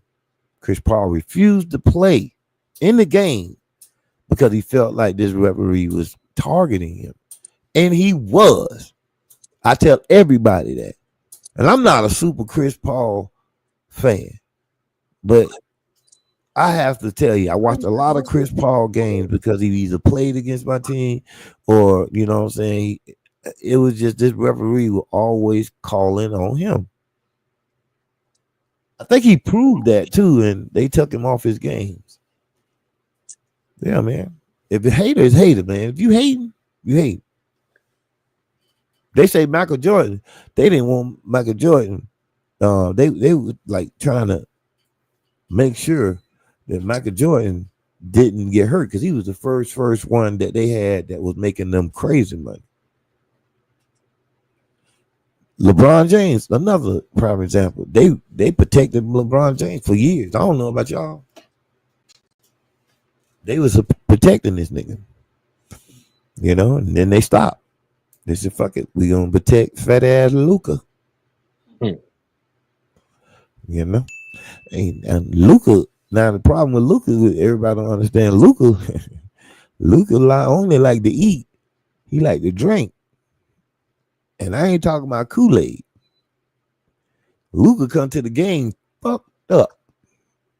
And they know it. How you gonna play an NBA game you drunk? That's why you talking about Luka's not feeling well. They don't know what the illness is. Jack Daniel, motherfucker, Budweiser. This nigga illness is easy to point out. That's why LeBron was like, come on, man, you gotta cut that shit out. That's why LeBron's sitting there going, I don't know if I want to come back to this shit. You got mentally unstable Ayton as your center, and you got substance abuse Luka as the star. LeBron James is not coming back to the Lakers. Yep. Mm-hmm. Yeah, I don't think he's gonna do a full year with the Lakers. I don't think so. All right, I have yet to see this, so let's see what this is talking about. Oh, they playing rugby out here. You better lie. I ain't get to see it. Run that back. Beautiful being footage. Fatality. What's this? Oh, they playing rugby out here. Oh, yeah, I saw this. Oh yeah. Oh yeah. Oh yeah. Okay, let me take that off quickly. That was a good one. Oh, they playing rugby out here. You better lie. I don't see. I need disclaimers for stuff. That nigga, he ain't coming. He came out of nowhere. That nigga was like, "Hey, welcome to my team." Yeah, I'm not a fan of that type of content. But whatever. Well, listen. I feel like we. Oh, hold on. Oh. I think we'll end on this. Since we started out talking about yeah, I'm gonna we talk a little bit of I'm gonna get me something to eat. I think man, maybe a little bit of football here. Are you hungry, bitch? Not really. Yeah, this nigga, we can't hang out here. Yeah. Yeah, where you going? Body like a rock star. Body like a rock star. Hold on. I can't have it. Stop. Sorry. Yeah, that ain't the one I watched. I thought that was the one I watched, but that's not the one I watched. Women playing football. Yeah, but I like the other football that women play. You like the lingerie stuff. You a part. Listen. I am. This is what real women. Ain't nothing about real. There's real women running out there too. You talking about real women running around out there too? This is football. Oh, because they cover that. That's actual football. It's actual football. What is? Do they throw the ball? Do they catch it? Do they run it? And actual cut the same way that a man would. No. Oh, no. You want to see same way as a man would. All right, listen. Yeah, run that beautiful beam footage then. See how many people. I don't want to see that, but you don't want to see it. You want to see it. Not me. But this is actual. I'm just saying, like, if women are to have a pathway to playing professional football, this is what it would look like. If men are expecting women that play football to do it in their draws, then this is a wake up call, because this is what women. Now, nobody in my circle was asking for women playing football like this, but I am I think it's good. I think it's great. I mean, equality all day. I don't think you feel it the same way I do. You're like, man, why they got clothes on? So let's get this straight. How old these women is out there? Do you know? I don't know.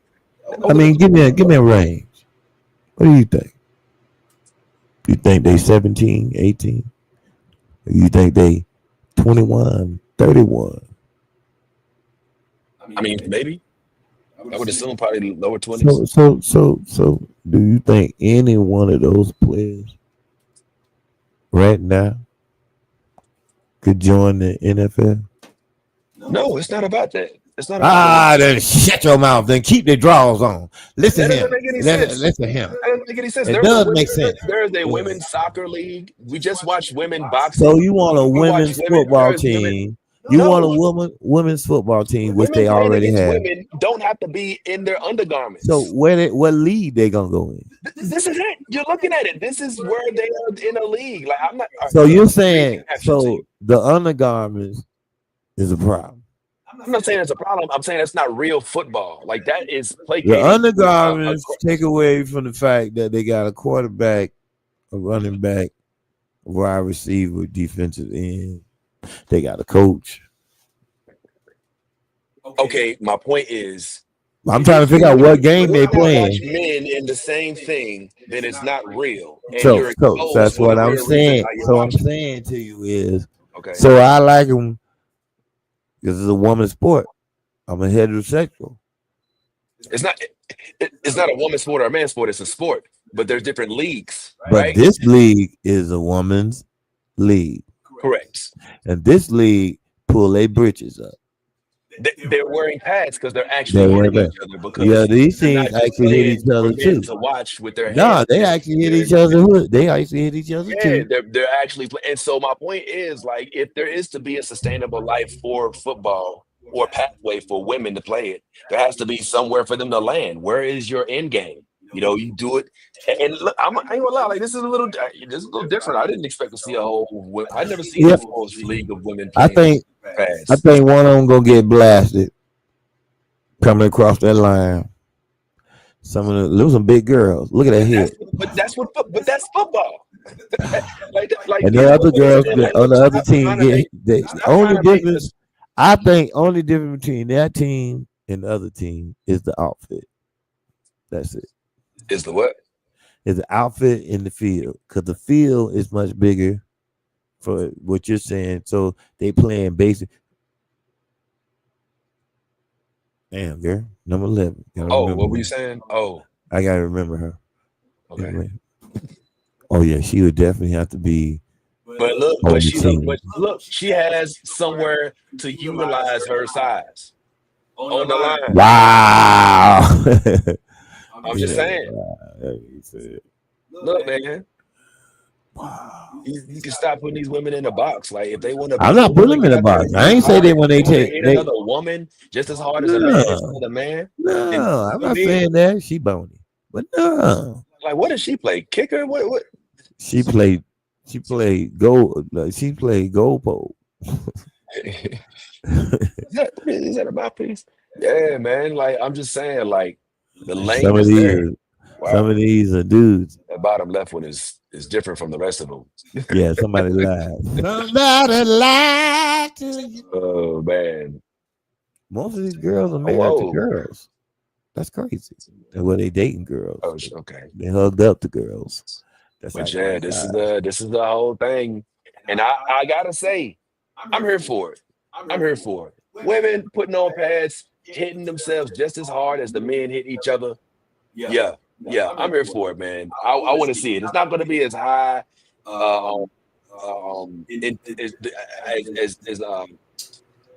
fast pace, shall I say, maybe, or perhaps maybe it'll. What if they came out with a team called the Dallas Cowgirls? That would make sense because they're cheerleaders. Let me see. And then what kind of chili they gonna have? Cowboys. This is sick. Maybe sick shit going on. I mean, why can't women cheer for the other women? God damn, go back. God damn. Look Tua at this. Talupa. One time for What the fuck is going on? what was my dog from Pittsburgh with the long hair? She come in the room. Are we fucking or what? You would stop. What, bitch? That's what we doing. The what? Play song. Oh, okay. Yeah. Oh, and she banged too. Okay, I don't know. This last one probably could have. This one is very diverse. Look like banging college graduate. Look like a dude I knew in high school. Well, his name was E. It's a thing, and I'm interested. I don't know because I don't see anybody in the stands. I don't know if a lot of people really know as much about it, or how widely reaching this league is, but it's a thing. So I guess we will have to see at some point. But I think that should be good for today, sir, as it sounds like I can hear your stomach growling from this screen. I gotta go Bid everybody do. Shout out to Black Ron.